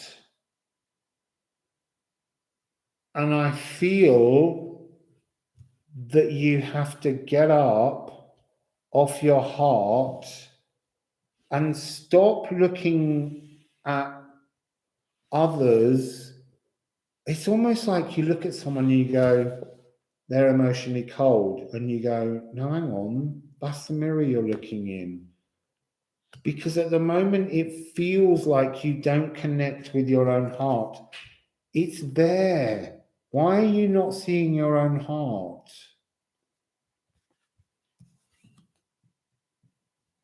You will see it. You will see it. There's a change frequency coming with this moon. Oh, now then.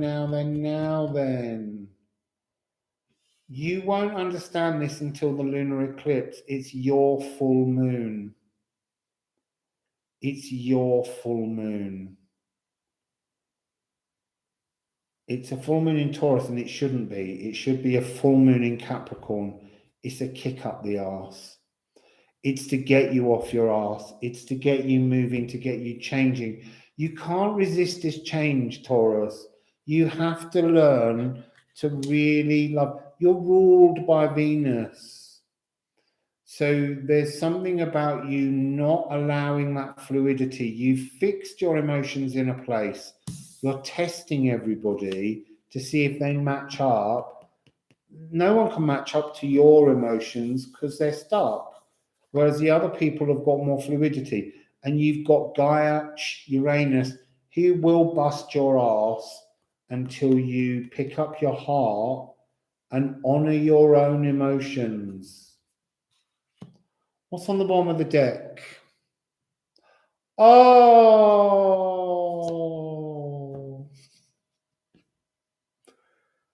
look at you. Look at you being reborn in a completely new air epoch.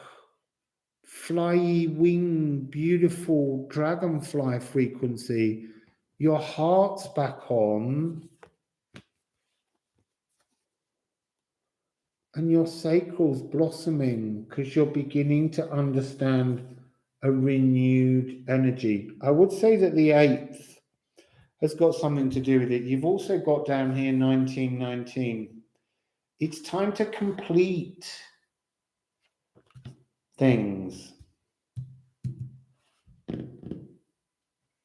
Sorry, 99, not 1919. 99. It's a divine energy. I was misreading that because I was thinking about the 8th, because on the 8th is when the heart and the sacral line up with the moon.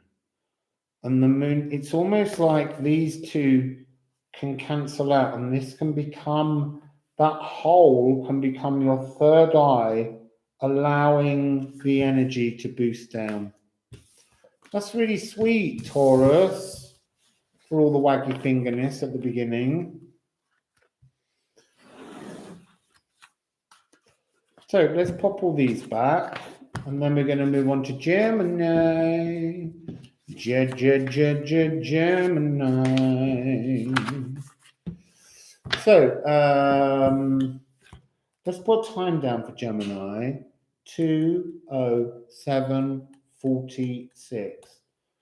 So that's not a special number, but it might have a special message, because the last time the number was random, the message was splendid. So, Gemini, would you like the Shamanic Oracle deck, Odin and the Nine Realms, or the Motherpeace?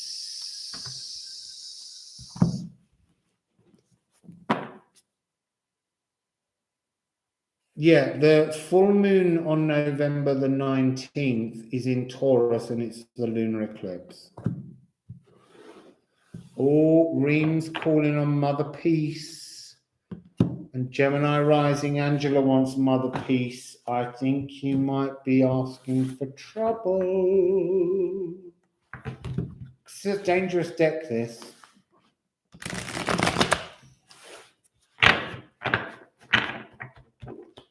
So, I'm so sorry they picked ahead of you, empathic Gemini.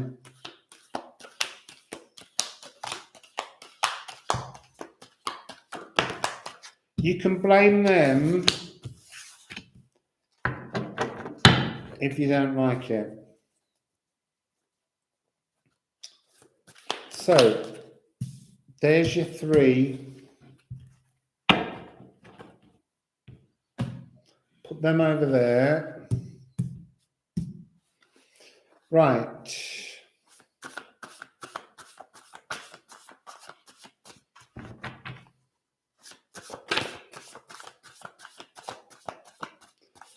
Bye, Bridge. She's got a flyer. She's got a broomstick parked outside. She an Aussie witch. You're getting nothing from the cards. You've got your trap and all of that. No, that one's not fallen. I just need like 6 to just fall out and we can put them all in place.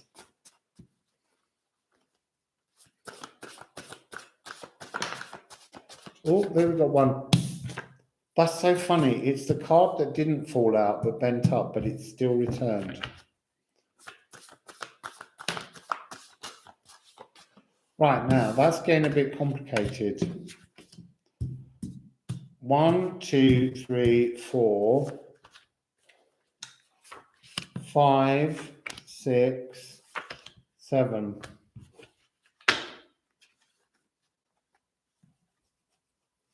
Discount those numbers. I don't know what I was saying, but the cards are in the right place. So here, Gemini are your cards. So, oh, the Emperor.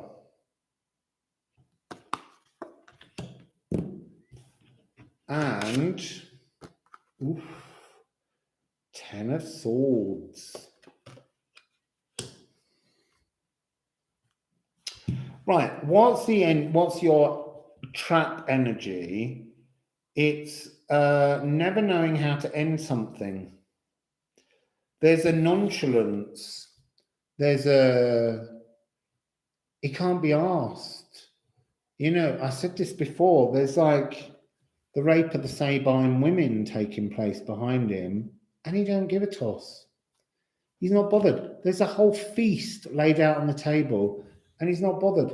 He's thinking about something else. He's thinking about what to say next.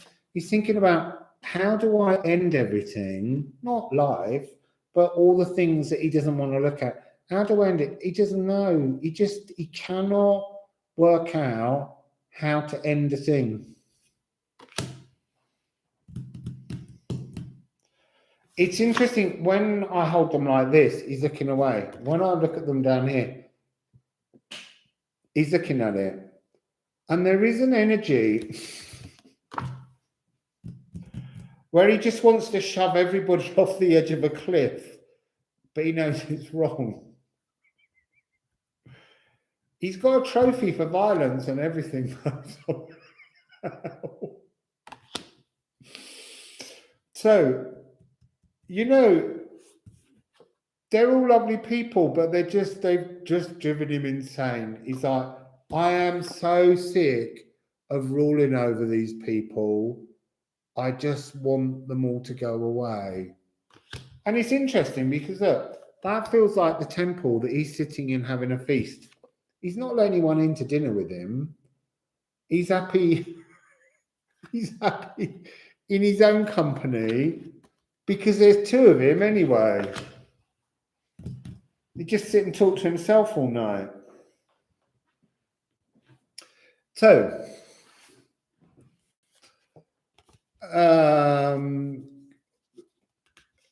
Condor. It's like, I want to say that this Emperor Gemini is a little bit pissed off with the cosmos right now. You are not happy. Oh, I know why. Because it's meant to be your full moon, and Taurus took it.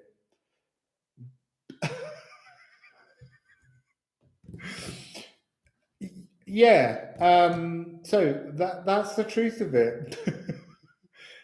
Because it should. The thing is, all eclipses take place wherever the nodes are, and the nodes at the moment are in Gemini and Sagittarius. And for some sneaky, cheeky, naughty reason, the full moon lunar eclipse just happens 6 hours before Gemini. And so it's like a pre-taster of where the eclipses will be in the following year. So you're a little bit pissed off. You've had your eclipse stolen from you. And it's really, I want to say, I want to say spirit's really annoying. It's like an ulcer.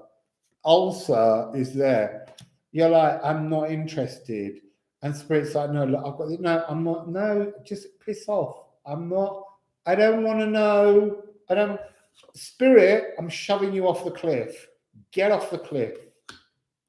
That's the energy. Maybe Gemini was created the Taurus hole. They're digging a hole underneath Taurus so that they fall and sink into their own psyche.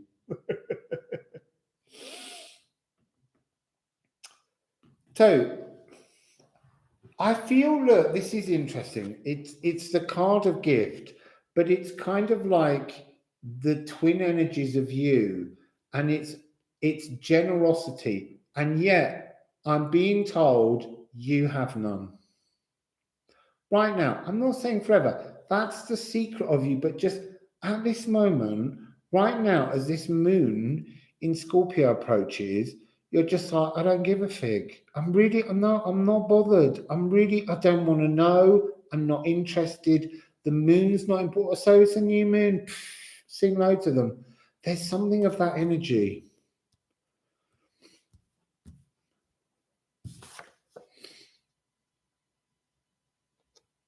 This is newer, bud. I feel like it's not coming across as that though. It's coming across as an energetic deflation. It's coming across as just being like, and that cosmic light just falls down. And what was this huge energy of the cosmos has just become just like, it's almost like being in the autumn years. So rather than it being a bud, it's something that's falling.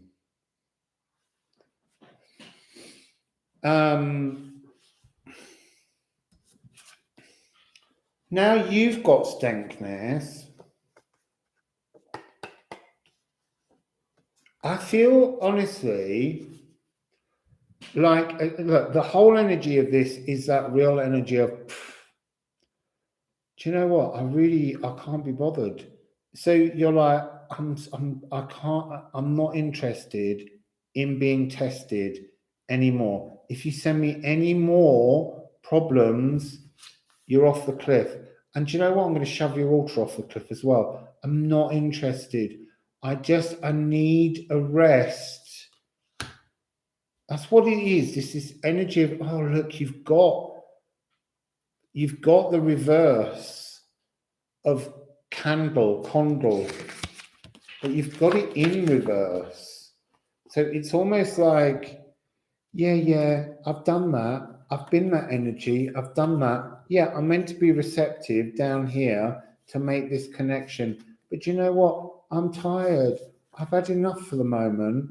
Just leave me alone. I'm turning up the wrong way so that I can send this energy back up. I don't want it.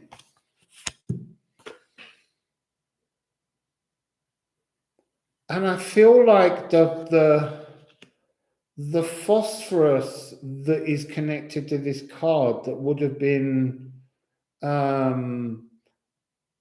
like a kind of an inner light of your candle coming to life. You're just shoving it in the ground and you're burying it. You don't want to know. And there's nothing wrong with that. It's just saying, I'm not doing this right now. Yeah, it's lovely. Ooh, new moon. How lovely. I turned it the other way. It's really interesting. It's like you're a fragment of your former self, but yet actually you're protected. This is the frequency that you're meant to be in. Because, look, this is this.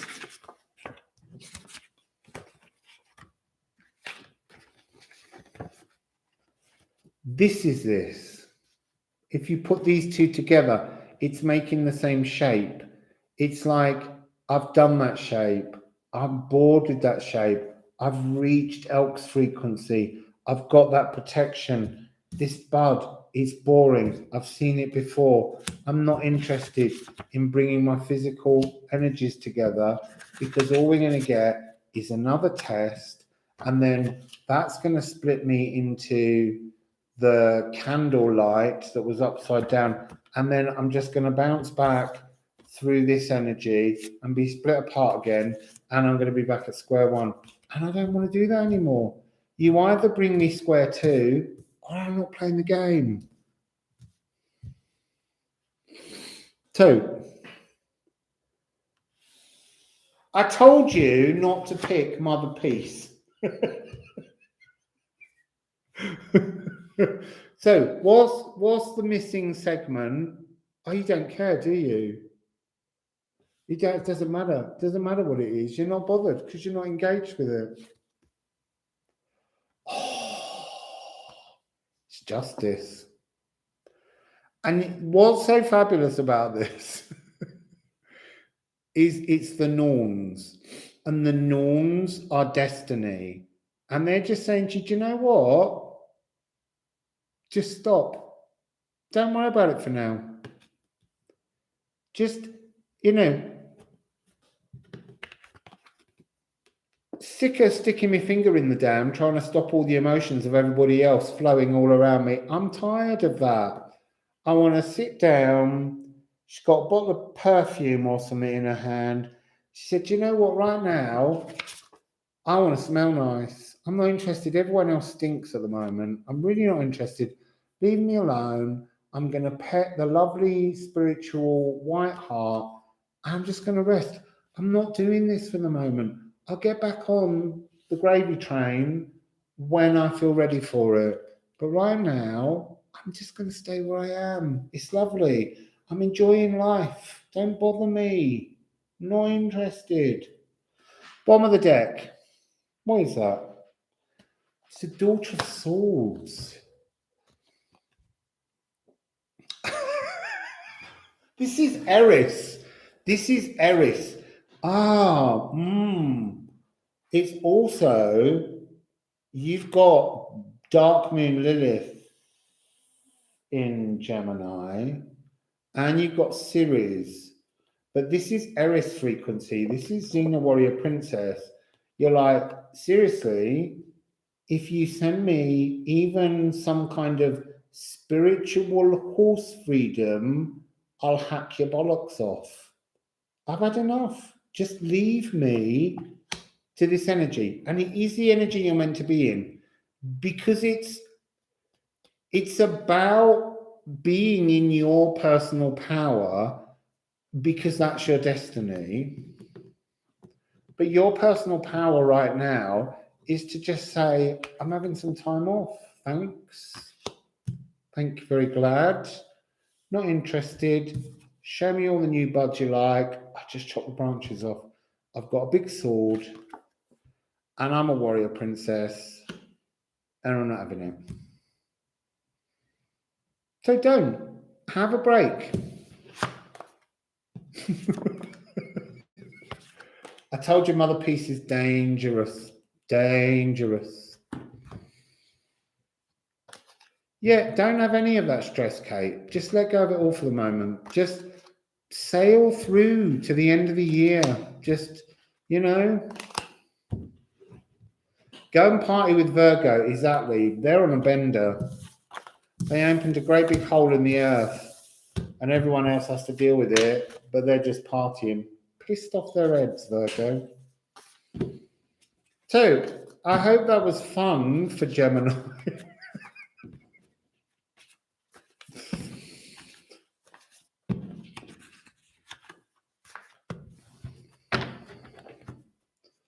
Right, so now we're moving on to Cancer at 2 hours, 24 and 16.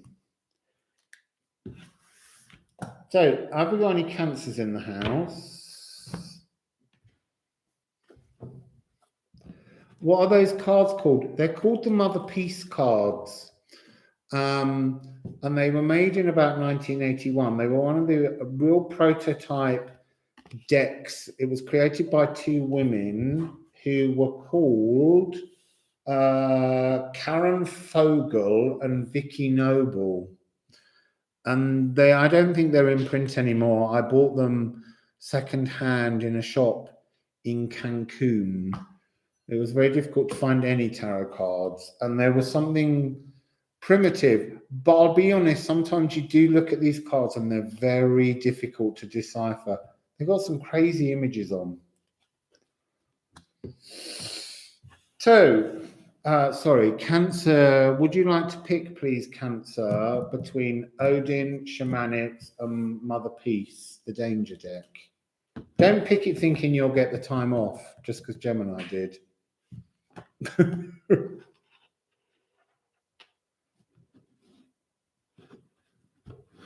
I'm really sure they have, because there's something about their transformative energy, Sheila, in this deck that's quite incredible, but it's scary as well at times.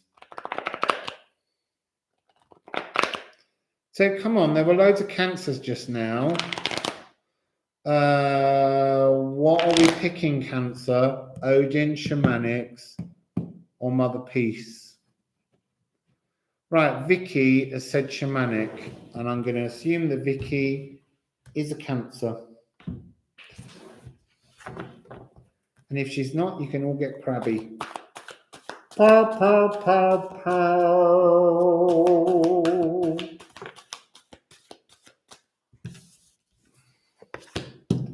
That's your first card. Ooh, I'm not taking that one, Pachwa Mama, because she didn't fall. I like them to fall. There we go. So let's pull up some runes. 1, 2, 3. Well, 1, 2, 4, 8, 7. I just need one more. There's card 5. Oh, that's 2.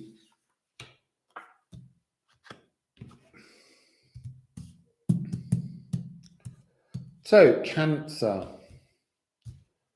Here's your spread. So, 3 is your inner frequency trap. You have the Child and the Time Master.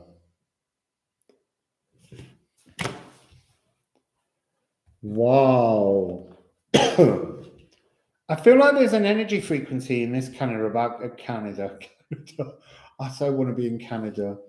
So there's an energy frequency in this that's about going back in time. Very Benjamin Button. Becoming renewed, becoming younger. And that doesn't necessarily mean physical, but we'll see. It could just mean mentally, and I don't mean dementia or anything like that. What I mean is there's something about returning to the awe of childhood, to have a kind of joyful lust for life, is what I'm picking up.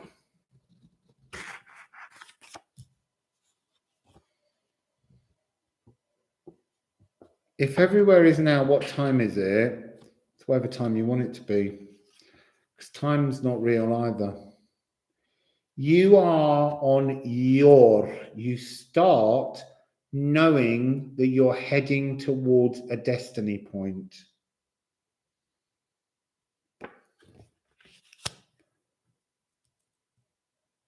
That's the world serpent. And that's interesting. I'm going to take it upside down, but look, this 4 keeps coming out. Getting a lot of 4s. You're on a destiny point, but somehow you're in the wrong frequency to meet the destiny point. That's what this time energy is to do with. You've shifted so far from your destiny because your cardinal emotions, you've somehow used the magic of emotions to keep shifting and hopping dimensions, but you've entered a kind of emotional labyrinth, and you can't find your way back to yourself, to the destiny that you set out to seek. And it feels like you're surrounded by the shadows, but at the same time, each hop has provided you with an emotional nutrient to get you somewhere. So why is that wrong? Other than it's removed you from your original destiny point.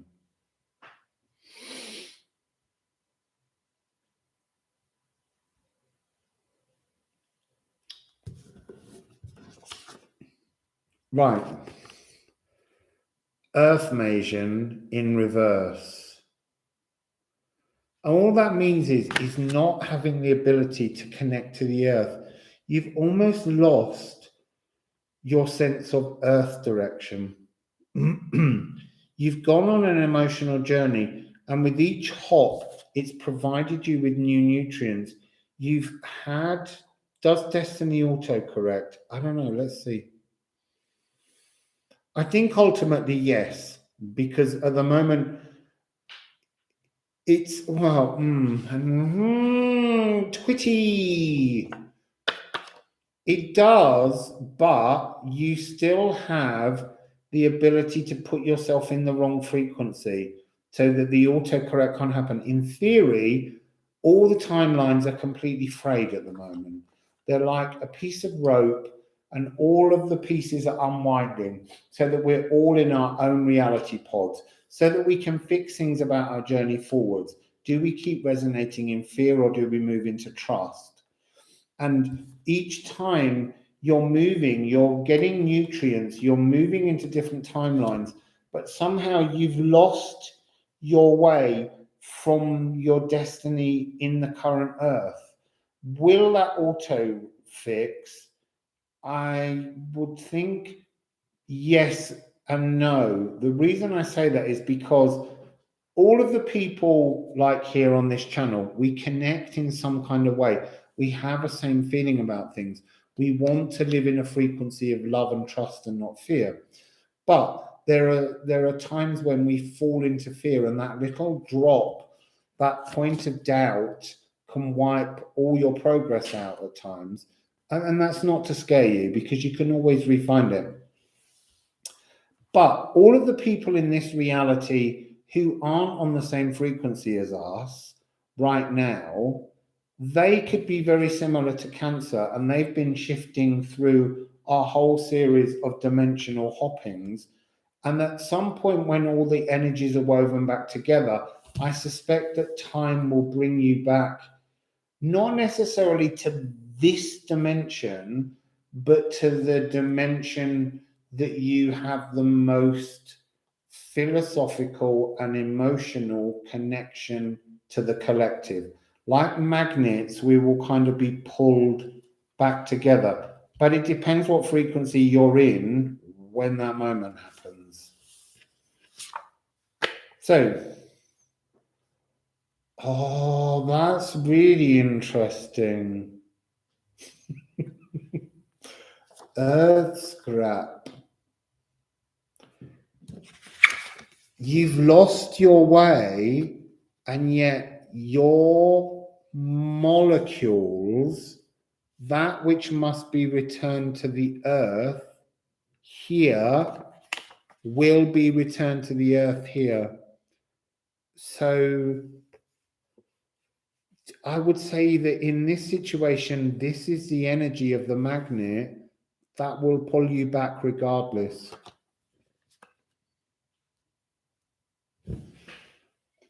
It's 29. It's the frequency of the earth grid.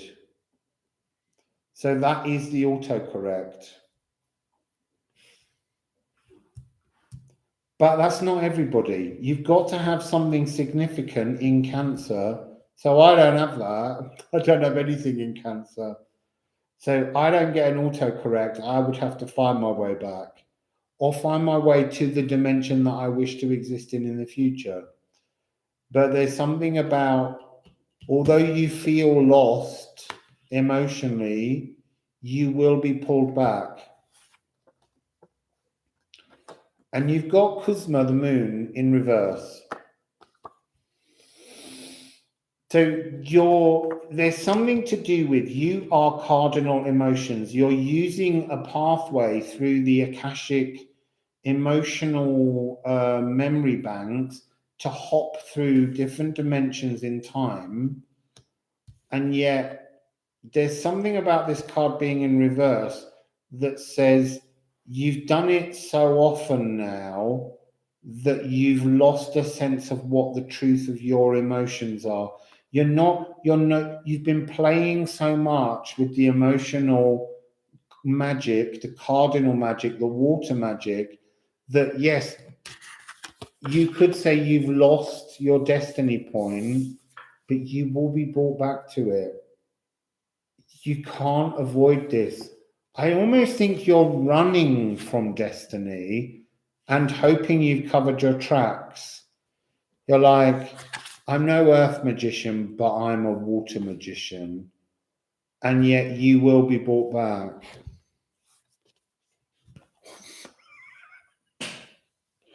Don't sweat it, because you will be returned. You're being brought back in regardless. Oh, hello, Hitler. Have you come in to say really unnecessary things? I feel really sorry for you that you're so trapped in history and don't have a very pleasant life. It is such a shame. I'm going to block you for now, though.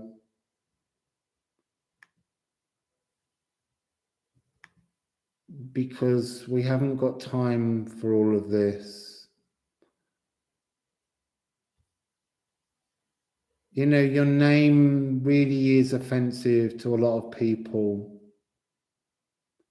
And it is a shame that in a world where people are trying to find pleasure and amusement and joy in life, you just want to go around sharing cruelty, and you hide behind made-up names and you hide behind silly little thumbnails, because ultimately you would be ashamed to stand in your truth of being an ugly person. I really feel for you. I really hope at some point you're able to wake up, because as I was just saying, you won't exist in the dimension I move into as I move through this life. So, yeah, they do come in now and then, but I want to just remind them that, you know, they're unfortunate. So, this sweat lodge, you can't avoid being called back to your emotional center. It's a destiny point. It's something you can't avoid. It will happen. But have fun. Have fun on this emotional journey. But there is something about you feeling like you've lost the ability to understand the emotions because you've been overplaying, over-rolling the dice on them. And the bottom of the deck, the tree of life, you will walk back to us all. So interesting, Cancer, playing with your water magic.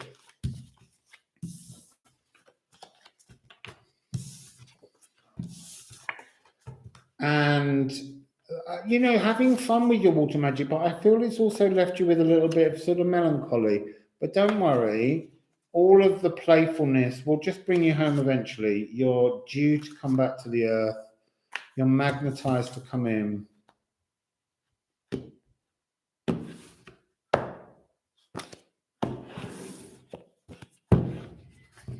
So, moving on, we're now on Leo. So it's now 39:09. 2:39:09. We've only got 3 to go. So do we have any Leos in the house? Do we have any Leos? Any lions? Pussycat. Okay, Jonathan, tell me, Shamanics, Odin, or Motherpeace?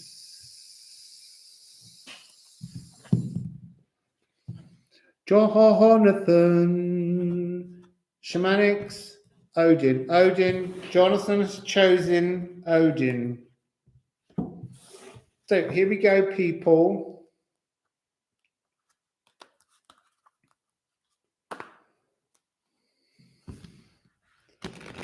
Let's get some fixed fire in this house, people. So, Leo. Oh, I don't even know what that means.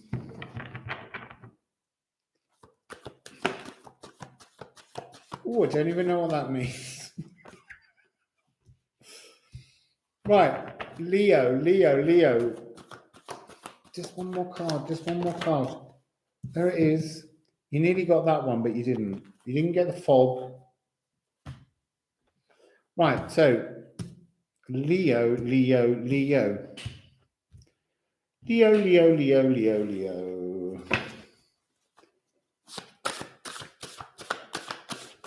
Reem, if you need to go to bed, you might have already, but it's very late in Canada. It's like midnight. Because you're 2 hours ahead of me now. You were only one before. Till next weekend.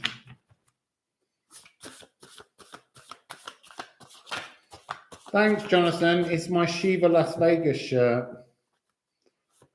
I bought it in Portugal. Well, not the yellow shirt. The yellow shirt used to have on it. I bought the orange shirt. It didn't fit me. It was only for tiny people. So I cut the image off and I stitched it onto a different shirt. So, yeah, it is. I forgot about that. It's Diwali. Happy Diwali, people. 1,000 candles are lit across the world. Well, millions. Whee, Sasha Carew. It's very late for you, Sasha Carew. It's like 4 in the morning. What are you doing? You just woke up at that 4 o'clock spiritual time, didn't you?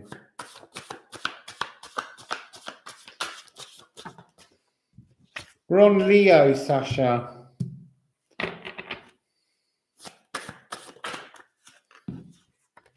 Right, we've got your cards, Leo. So here are your cards, Leo. So, what's your trap? William Vey and the Sun. Right, I want to say immediately, William Vey are returning the Earth. William Vey made the Earth, so they're returning something to who? To us. Returning it to us, but we didn't own it in the first place. And the Sun. The frequency I'm getting from this is there's a sense of embarrassment. I feel like you lost your fire, Leo. You've not been able to find that spark. And you searched not all over the world, but like all over the world within you. You've sought your frequency and you've come up without finding it.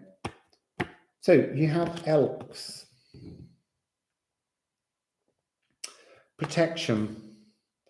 I feel like you are in an energy of, I want to say the frequency of feeling king of the jungle, feeling very, feeling very much the protection of being ruled by the sun. You know, the sun and the moon are the two of our closest bodies, the moon being the very closest, but the sun is this big, fixed, powerful energy, and yet somehow you've got lost in that. You came in protected. You feel powerful, and yet it's somehow the energy is been waning for you.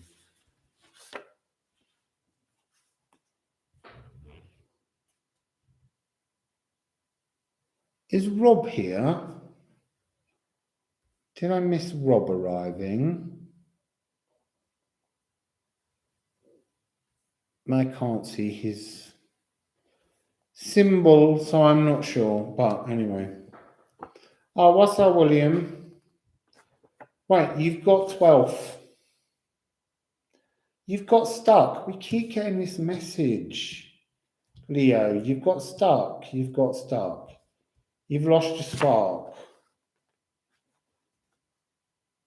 There's something, this is coming.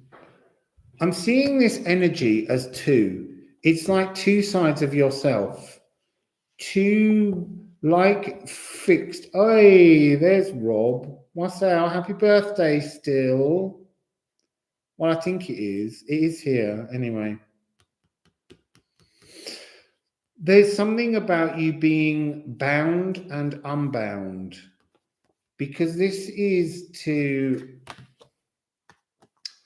weave together. And the world was woven together by William Vey. You have woven together a world for yourself in which you're not just protected, but you're stuck. And even though this is open, I feel like this is difficult energy, but I feel like we're talking about being in a relationship that's made you stuck. You've bound yourself to another. It doesn't have to be romantic or sexual.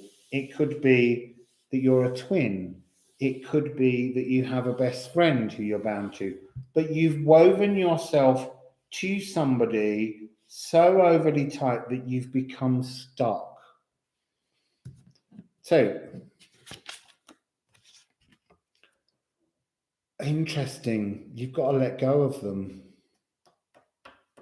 You have to purge yourself of them. That's really tricky energy.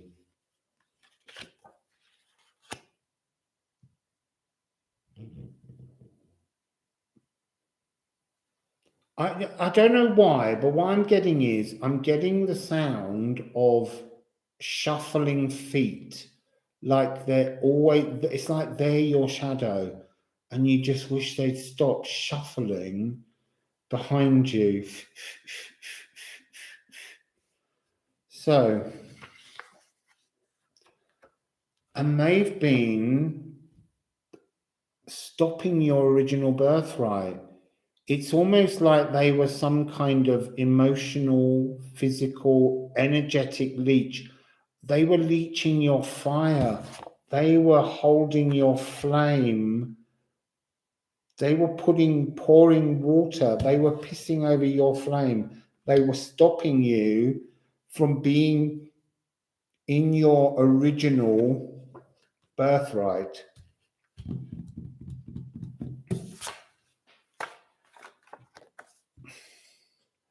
The fact that this is upside down again, and I don't, as I say, usually read upside down, and this one is the same either way, but this is this frequency.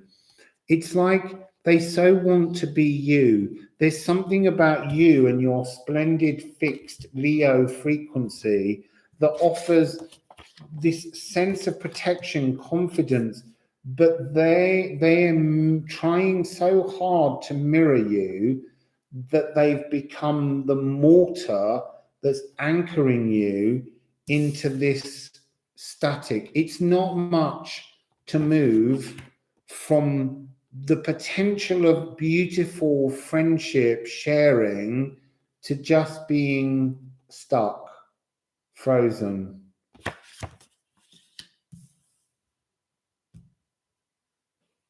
So, what is the solution? Hagal. It's almost like I'm seeing many energies from this with Hagal. I'm seeing the notion of you can just keep weathering this. You can just keep seething underneath, or you can erupt. You can erupt and remove the person, but it feels, for some reason, this person has so woven themselves to you that you feel drained. Yeah, you really don't want to back a Leo into the corner, but right now, Leos have had a really tough time recently. So let's see what's on the bottom of the deck, Leo. The fog. You're still in the fog. You can't choose this. I haven't asked this on any other energy, but I need to know what you do. You can't just sit there in that energy. This is draining. Why is the fog there? Why is Leo not moving on this? Queen of Swords. Cut them off.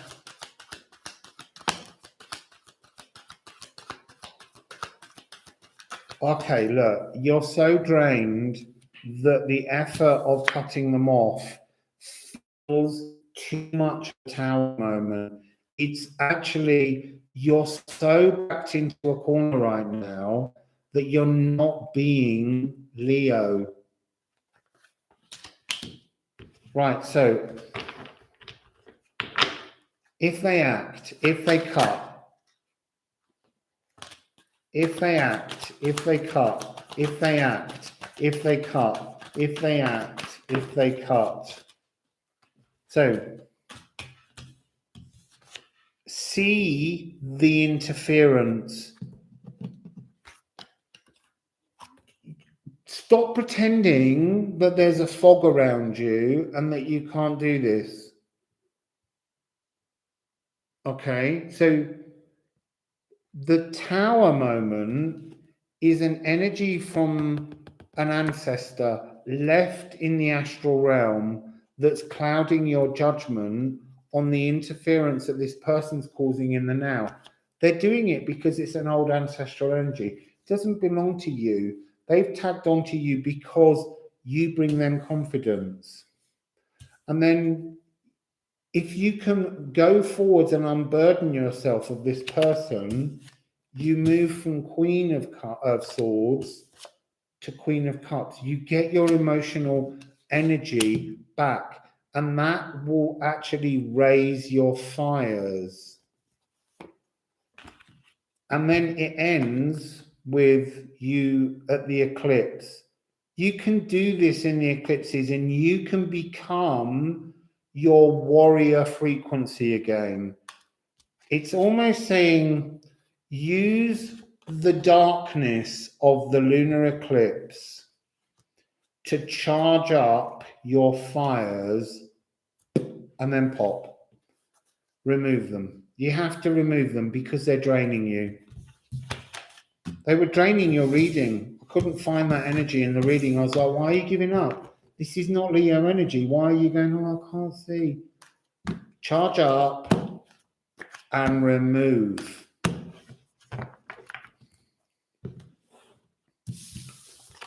So, I do think there's some kind of connection to the astral. So have a look at the, Leo, have a look at the group reading at the beginning that's at 4 minutes 44.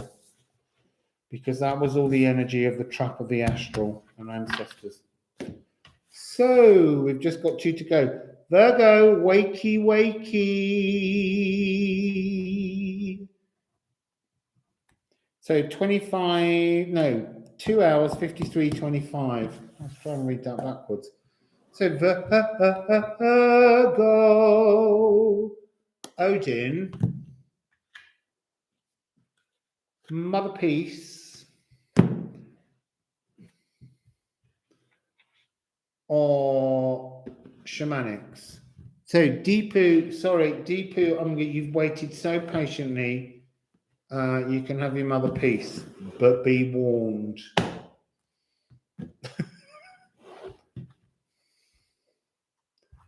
This is crazy deck.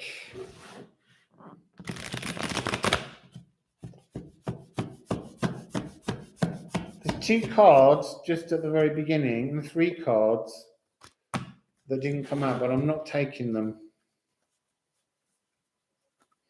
Twitty, we've already, I'm afraid, we've picked, I'm so sorry, but Deepu's been sitting there for so long. Right, I'm taking that one, but not those 3 that came face up. because I don't want to know them. Right. That's 2. I'm coming for Virgo. And then, last of all, it's Libra. So your reading was a 1840, Rob, Scorpio, because I began there. So, Virgo. Let's get you some runes down on this. Can I say, Rob, I've been literally on this channel all day. If I wasn't watching you, I did a singing lesson, as I said I would, in your reading. That's all up and done. Then I did a live with Reem, and now I've been sitting here for nearly 3 hours doing the new moon. It's been a YouTube day. So Virgo. Virgo.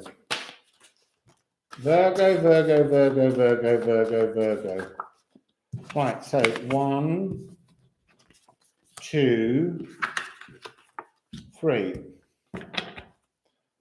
Virgo.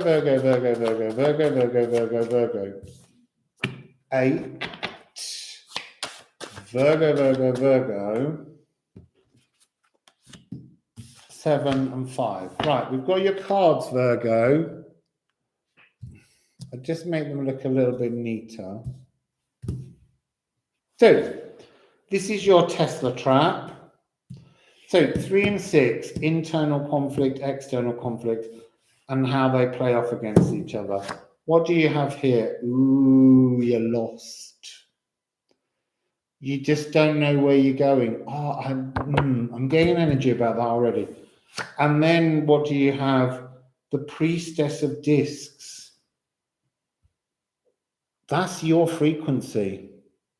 You've lost your own frequency. So, interesting. 4 of Cups. Now, what is interesting about this card is I know that you've recently been opening it only just changed, but you've been opening an energy within the world, in the earth, to let the earth serpent out. But it now feels like the energy of emotions are overwhelming you. There's too many emotions. You've opened the earth.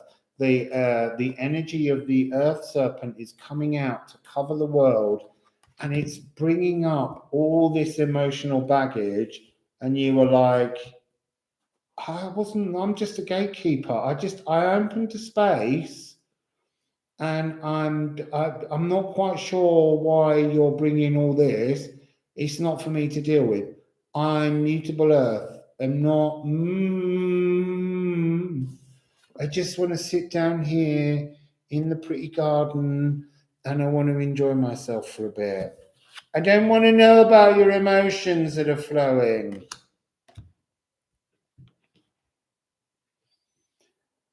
There's something in here like, you're all children, you babies with all the emotions. I'm not interested. No, don't. I don't care. Get lost in your own field of emotions. So there's an unwillingness to engage in the true emotions somehow. That's the trap that's going on. Right, leaf, become.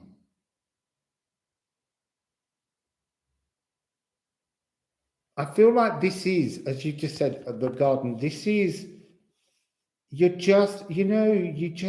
you please, I'm a lovely tree, I'm in my garden, everything's going quite well, things are blooming, things I've planted are maturing, it's all deeply, deeply pleasant. And then someone came along and changed the bloody weather. This is about a change of direction. This is about how it's like your mutable earth. This is weathercock, and this is to be fluid. It's like the gift of your mutability in the earth has opened this deeply emotional scene, and you were like, I wasn't part of this. No one told me that this great gift that I was bringing forward would be so disturbing. Oh, look, and it really feels like hell, Hagal, hail. You've been pelted with it. You've seen the thunder. The wind has changed direction, and it was all lovely. You were like, I was really quite happy. Yeah, all right, it was great. I had the key. I could open the door, but you didn't tell me what was behind the door, and I'm not happy about that. I just want to go and sit in my garden, but if you push me, I'm going to get my dark Virgo out. So, ooh, it's the blood sacrifice. I feel like you could almost draw blood at the moment. It's interesting that it's come out upside down. I've not read these cards ever with reversals. That's something that's been happening today because it's trying to teach me about the direction. This is about, ordinarily, this card is about the void and plugging into the earth. You are the earth. You're the mutable earth. This is about the energy that you've unleashed is an old ancestral bloodline story. It's a gift, and it's reaching up towards your astral tower, the space in which you go for your dreams, that is your garden of peace. And it's being disturbed by the job that you're having to do at the moment, to do that energy of being muted about the frequency of Earth. It's almost like you're working with Gaia, Uranus, to bring around. I feel like you're the one that actually has been making the hole that Taurus couldn't cope with, because you're trying to unseat Taurus, unfix Taurus because of your mutability. You've got Gatan upside down. You're shredding the energies of the ancestors above. So, but it's not like you're doing it. What I mean is, you did exactly what you were meant to do. You've opened the energy of the earth to let this serpent rise towards the cosmic serpent. You've done what you should have done with that moon cycle. But suddenly, all these streams of emotions are coming up, and it's the emotions are rising to literally gut the ancestral bloodlines that are caught in the cosmos. So when these two snakes are intertwining, there's such powerful energy, and you're like, oh my God, I just need to, please, I just want to go back and sit in my garden. I did everything you asked me to do. This is just pushing it too far. This is coming up a lot, this card, but you've got it the right way up. It's about being anchored. Calc. It's also it's a description of your energy. Look, you can see on here this, before there were the mirror of an ancestor and the present, and you've brought these, you've opened these energies, but in what you've actually done is you've joined them. Your gift, your Gifu frequency across the middle, was to allow this earth serpent to rise and be freed. You've done your job, and that's all that's bothering you. You're like, I've done my job. I've done it now. I don't know why everyone's getting so emotional, but I just, I just need to sit still. It's a bit like the Gemini. Oh, look, you're going back to the garden. You're like, I'm not. I'm going to lie down now. It's been very exhausting.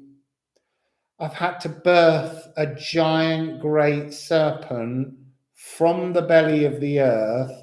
And you know what? I'm tired.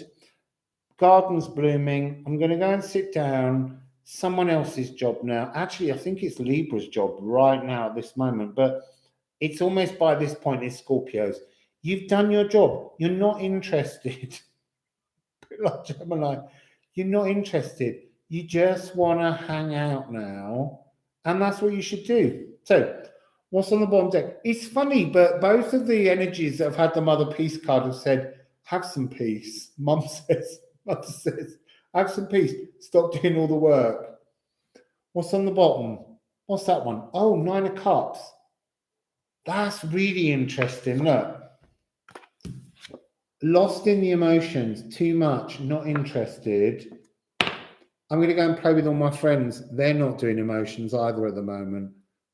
Can we not just, and it's 13.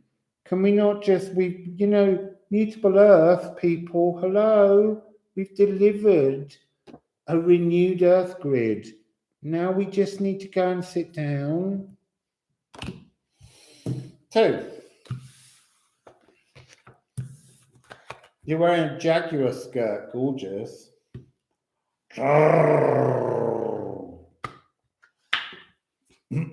So that was you. Everyone's going to be picking the Motherpeace cards next time. They're like, I want a month off. Go and enjoy the garden. Not that me telling you that's going to make any difference. You're going to do it anyway. You're just like, you have no idea how much of an effort it was getting that great big serpent out of the ground. It's exhausting. Absolutely bloody exhausting. So, finally, we hit Libra at 306.36. I like that number. So, Libra. Are we any Libras in the house? Stella, you Libra? You want shamanic? Joyce, you're Libra. Yeah, it was super exhausting. I've got stellium in Virgo. I had to deal with that bloody serpent. Right, so Libra. No, Kate, we've just finished Virgo. You're going in the garden. You can't be asked with anyone at the moment. So you said, I'm going to sit down in the garden. I deserve a rest. I've worked really hard in the last 72 hours. Oh, look. That's just interesting that the moon card, I'm going to keep that as your 3 because the moon is in Libra right now. It won't be on the new moon. But since Virgo have just done their thing, maybe you're doing your thing right now, Libra. I'm not taking that one because it didn't fall. I'll take that one because it fell. But I'm not taking giveaway. So, Libra. You should love the garden if you're Virgo. You're mutable earth. And after all, the garden is where you open the portal into the earth and go down as dark Virgo to spend some time with Hades, your lover boy. So, right, we've got 1 for Libra. Oh, I'm so sorry, Baba Yaga. We've already started Libra and we've got the shamanics.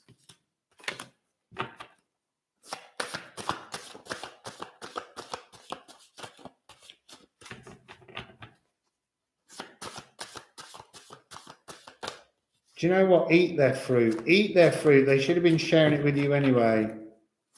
I hate being denied natural resources from somebody's garden. I'm getting too many cards each time. I just want 3.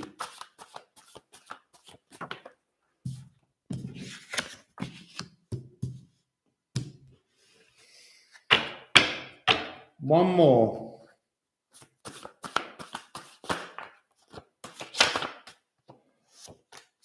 One more, please. Just one card. Just make it easy. I want to get started on Libra, and then we're done, people. My marathon day of doing 3 lives.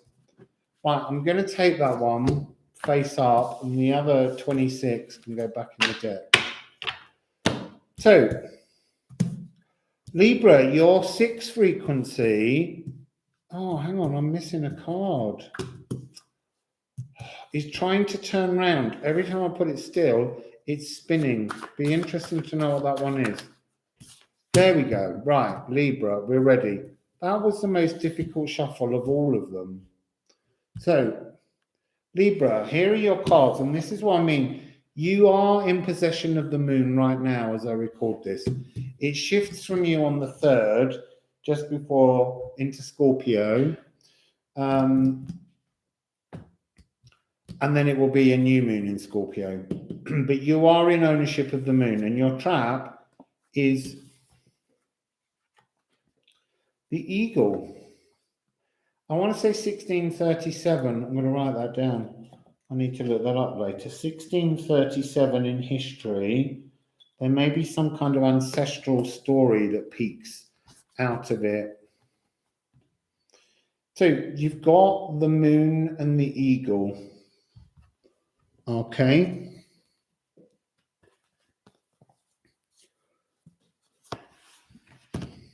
Oh, I put them around the wrong way. I've just reversed them. So the eagle was the one that was spinning and spinning and spinning and spinning. It's like you don't know, Libra, as an indecisiveness, you don't know how to strike down on something. I don't know what that is, though. So, oh, look at you, Libra.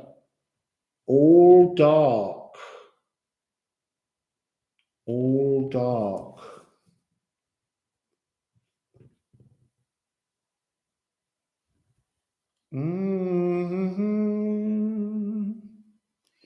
You've got the moon and you've got the night. You've got the eagle, which is spirit, chomping down on the darkness. What's dark, Libra? What's dark? Flursa in reverse.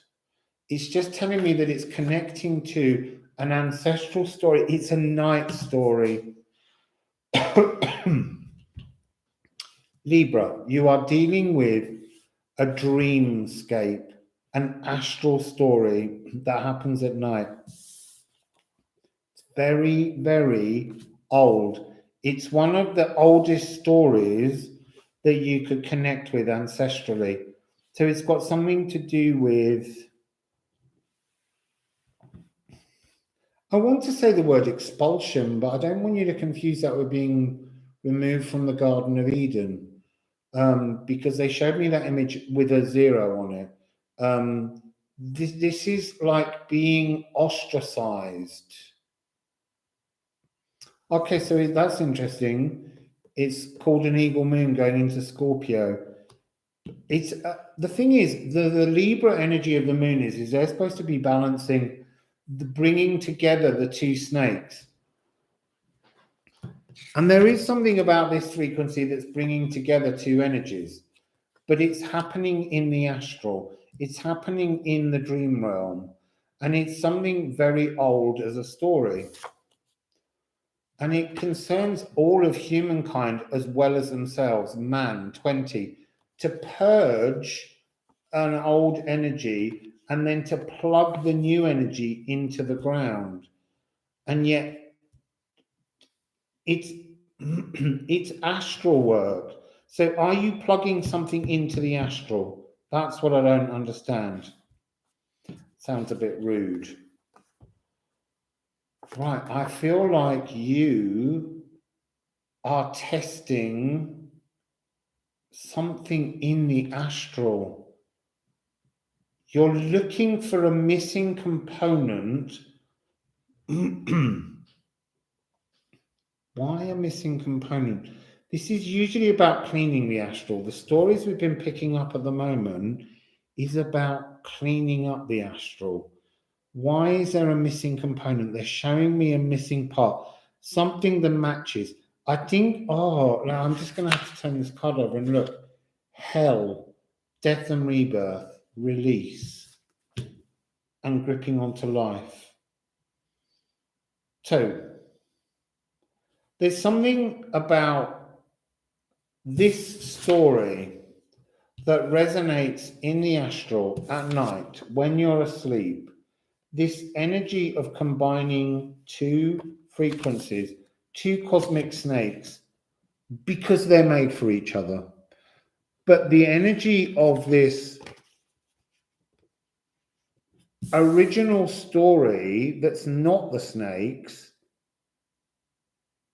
is what doesn't belong to you. This is what doesn't match you.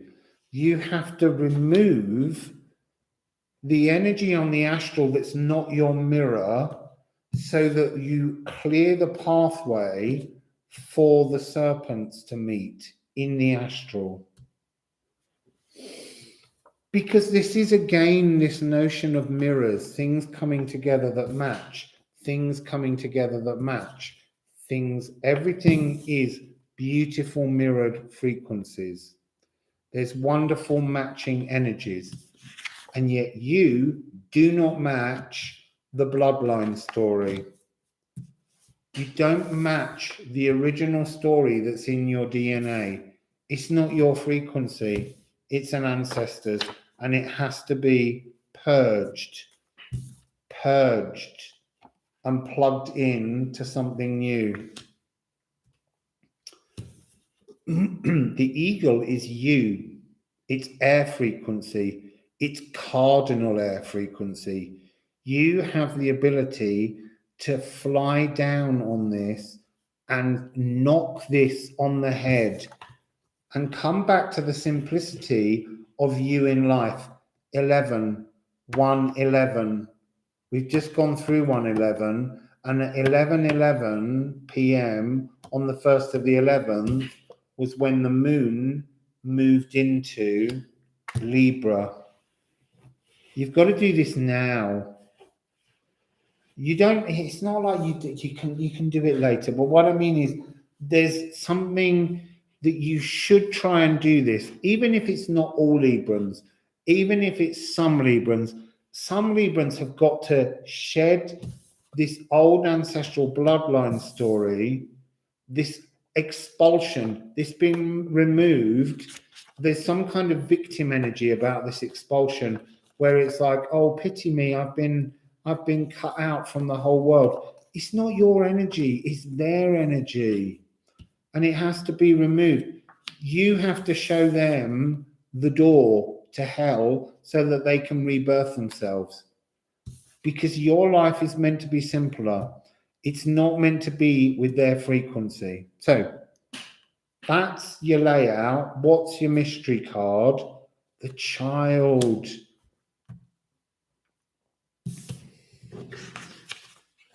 This is first.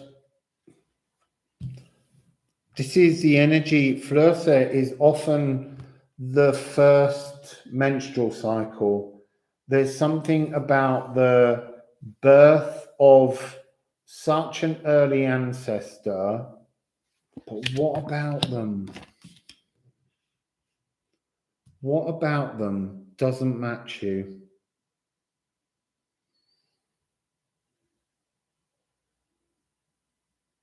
What about them doesn't match you? I had to do this earlier, but I can't pull the energy. Let me just see what's on the bottom, see if that tells me.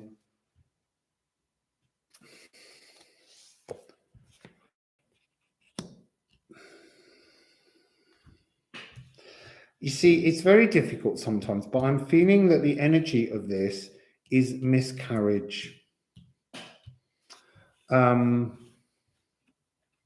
Miscarrying of a child and blaming others for this energy. And that's not the energy frequency that belongs to you, but you may have miscarried. I mean, if you're male, that's not going to be the same energy. But there would therefore, in a male energy, you would talk about a blood sacrifice, a story sacrifice that would be a miscarriage of justice to you, something that puts the energy of the ancestor into a strong victim mode, and that's not your frequency. You don't match it. You're not the key that fits that piece, and yet it keeps resonating within you. It has to be shifted. It's not your truth. So I don't need the other cards. I feel like that's explained itself. You have to, it's almost like I'm just looking around at numbers for a moment, because we've got the end 7 and 3 making the completion. This card is talking about sort of killing off this poisoned energy. It's not your frequency. We're on Libra. It's a really difficult energy. Yeah, and that's true, Cosmic Women Collective. I had a friend, and she had so many miscarriages before she eventually had 3 children. And it's a much more common energy than we're allowed to believe. It's another one of those ruses where years ago it was accepted. People have miscarriages. Women spoke of miscarriages. But in the modern world, we have this idea that somehow we've grown up, the medical world's much better, and somehow it doesn't happen anymore. And it does. And it's also an energy that no one wants to share with you. I mean, my friend, she went upstairs and she'd had so many miscarriages and she wanted so much to have children. And she was upstairs and she came down and she said, "I'm so sorry, but I've just lost a baby down your toilet." And, you know, she had to speak about it. And I feel that it is important to speak about it. But what I'm sensing from this is a misunderstanding and believing somehow that they were at fault and making this energy into a really uncomfortable victim, that you were the victim of something and that it was your fault and everyone should sort of, she was really strong, my friend. She came down and she was upset, but she knew that miscarriages were more frequent. But to her, it was yet another moment where she couldn't even believe she might ever be pregnant. And yet she didn't go into that mode of believing that she wouldn't. And she now has 3 really gorgeous children. So I think the idea is that you've got to shed this frequency. There might be some of you as Librans that are trying to get pregnant and calm, but you're somehow resonating with this energy that's hidden from you, and it needs to be removed. It's not your energy. It's in the astral and it's in the physical, and it's really painful, but you have to remove it.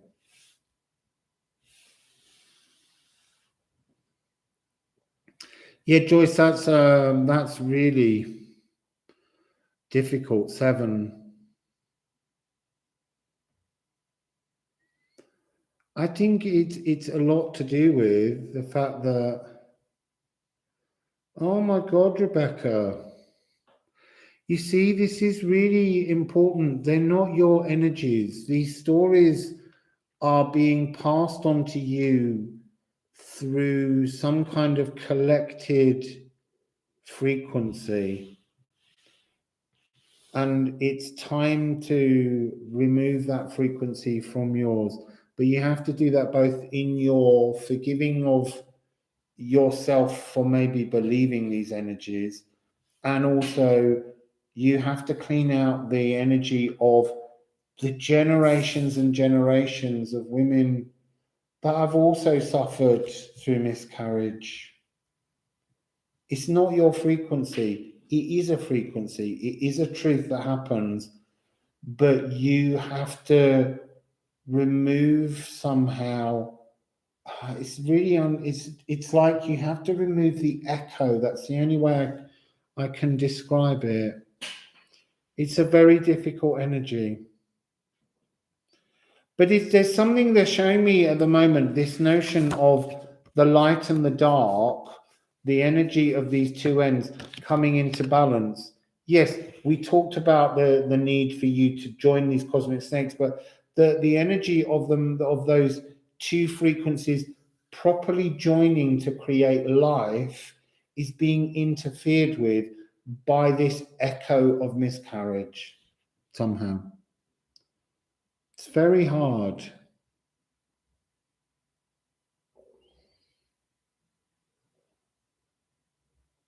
But miscarriage is an inevitable part of the natural world, and you and your body and your cosmic connection choosing what is the perfect child to bring in for you in some way.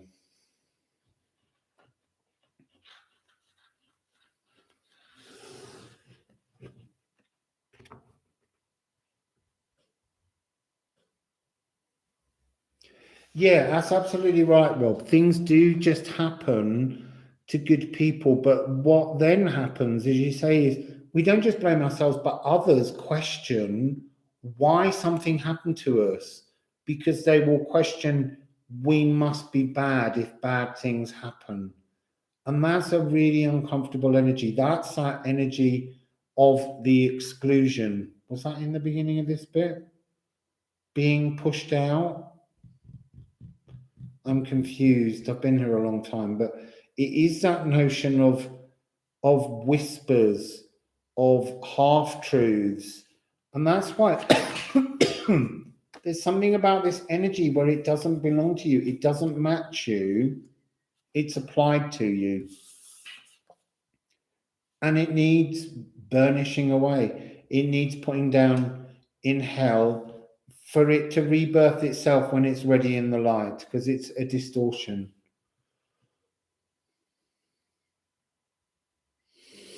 Yeah, I think that many things, mirror person, in life are miscarriages because people try to apply their frequencies to you or to others when it's not the truth.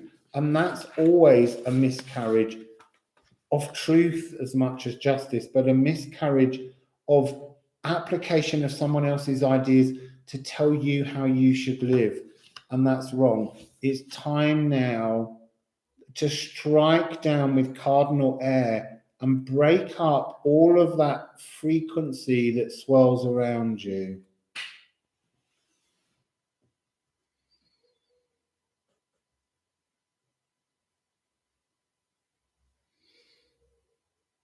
That was a very heavy energy at the end. And look, if that doesn't resonate with you, look at other places, other placements in your natal sign to see what you have and look at those, because it doesn't always, sometimes these messages have to come out because there are certain people out there. Yeah, that's also true. That people like to blame others because then they like to victim blame so that they can feel safe and they can feel better. They can feel more balanced. It's strange that slowly, as I've been moving your cards, it's no longer a Tesla trap, but it's turned into the scales of justice. And it's about you coming back into balance. I didn't realize I was doing that. And I just looked and noticed that it's okay to let go of the shame others have put on you. It's not yours, you know?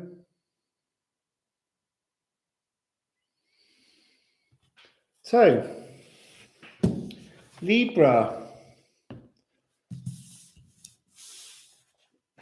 that was your very heavy message. But you have to read what you see.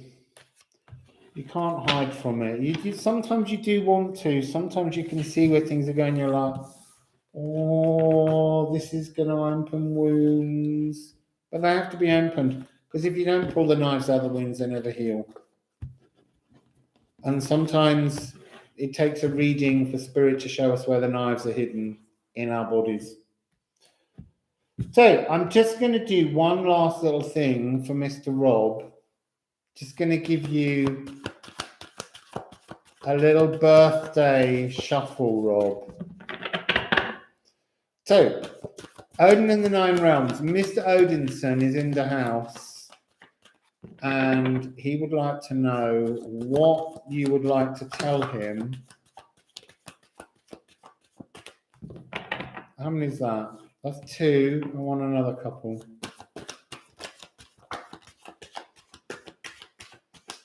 Yeah. It's all good, Rob. It's all good. I'm telling you. Don't you worry. Even if it's shit, I'm going to lie. Look, there's a new, you've got Bjarken and you've got Gift. So, what am I seeing from that? I'm seeing a new growth within your life, a new gift growing within your life, a new energy of, there's something about breaking open of something that was in the way of a flow, like you had a kind of protection energy on you that needed to be snapped open, Rob, and it's going to happen. That it's almost, if you think about when a tree grows in pavement, it's Rob's birthday today. When a tree grows in a pavement, it can be the tiniest of things, and yet it can crack concrete. There's something about this solar return that there's been something that shielded you for so long, and finally, the stem, the trunk of your Yggdrasil tree is enough to break apart this thing that's been blocking some energetic flow, because then we've got the energy of Asgard, the bounded walls of heaven, but this is somehow moving through fixed energies, fixed emotions, transforming, squeezing this solar return, because here's the sun returning, into a new energy that's followed by Heimdall. There's a journey awakening in this solar return on a brand new pathway down a new Billrost or Bifrost path. But I don't think Spirit wants to tell you to where. I'm just going to ask for one card.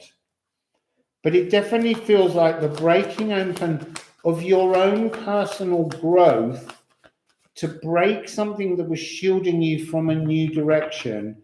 And the new direction's got a lovely fanfare. Ooh. Yeah, look, from Logier, the cosmic womb will birth you into the bliss canal, into an energy of something. This new pathway that's opening is full of sort of, it's got life, it's got energy, it's got fluidity. It's something very, very blissful. And there's the cosmic ocean almost moving behind. It's like this cracking open, because all I could hear was creaking wood, the sound of the wood of your Yggdrasil tree pushing against it, but also it's that I could hear. It's like the launching of your ship, the new journey that you're on the cosmic ocean is coming in. That's nice. It was nice to finish. I needed to move a little change of energy after that. Libra. Oh yeah, look, Twitty, U-R-E. So if you're interested, I did a reading earlier today, not a reading, I did a singing lesson, because I used to teach people to sing, and it's about finding your voice. You might find it interesting. There will probably be a couple more in the series to help you along, but it's really good fun to get into your voice, and I said I would do it during Rob's birthday reading, and I was very quick and I did it straight away. No, it wasn't all lies, because I suddenly realized when dealing the Odin card, you'd be like, that's not what that card means. No, look, don't, Rebecca, you can't be sorry for the energy dip. The energy dip was meant to be there because a message needed to come out. wounds and pains needed to be identified and removed. Please, please don't apologize.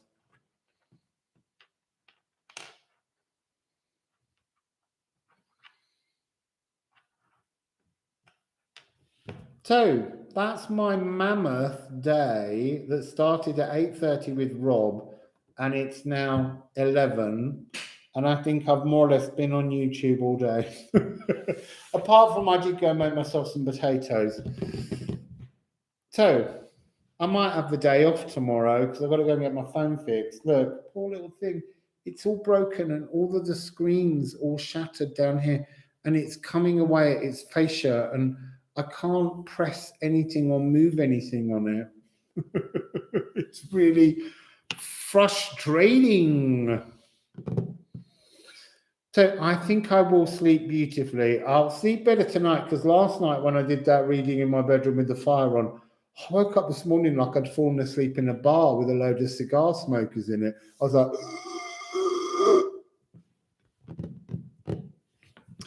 So have a beautiful evening. All Souls Day, Day of the Dead. And look, I came all the way to Mexico with the thrill of wanting to enjoy Day of the Dead. And do you know what?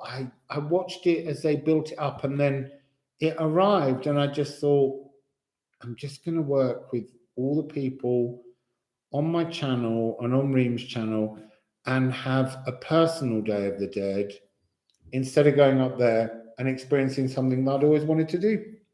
Change of plan. So,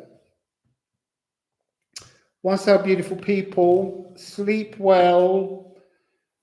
Don't leave me too many comments this time because I've done 3 videos today and I won't be able to keep up. Anyway, or you can leave the comments, but I might not get around so quickly to answering them because I still haven't caught up on last night's one. I've caught up on the other ones I did. Yeah, happy birthday, Rob. I just want to say happy birthday, yay, yay, yay, yay, yay, yay, yay. Happy birthday, yay, yay, yay. Happy birthday and a hot bath to the... I never remember the words past that point. I can't even now remember who were the group, but they were a Scottish band in about 1981. Someone will remember. Altered images. Altered images. Happy birthday. There you go.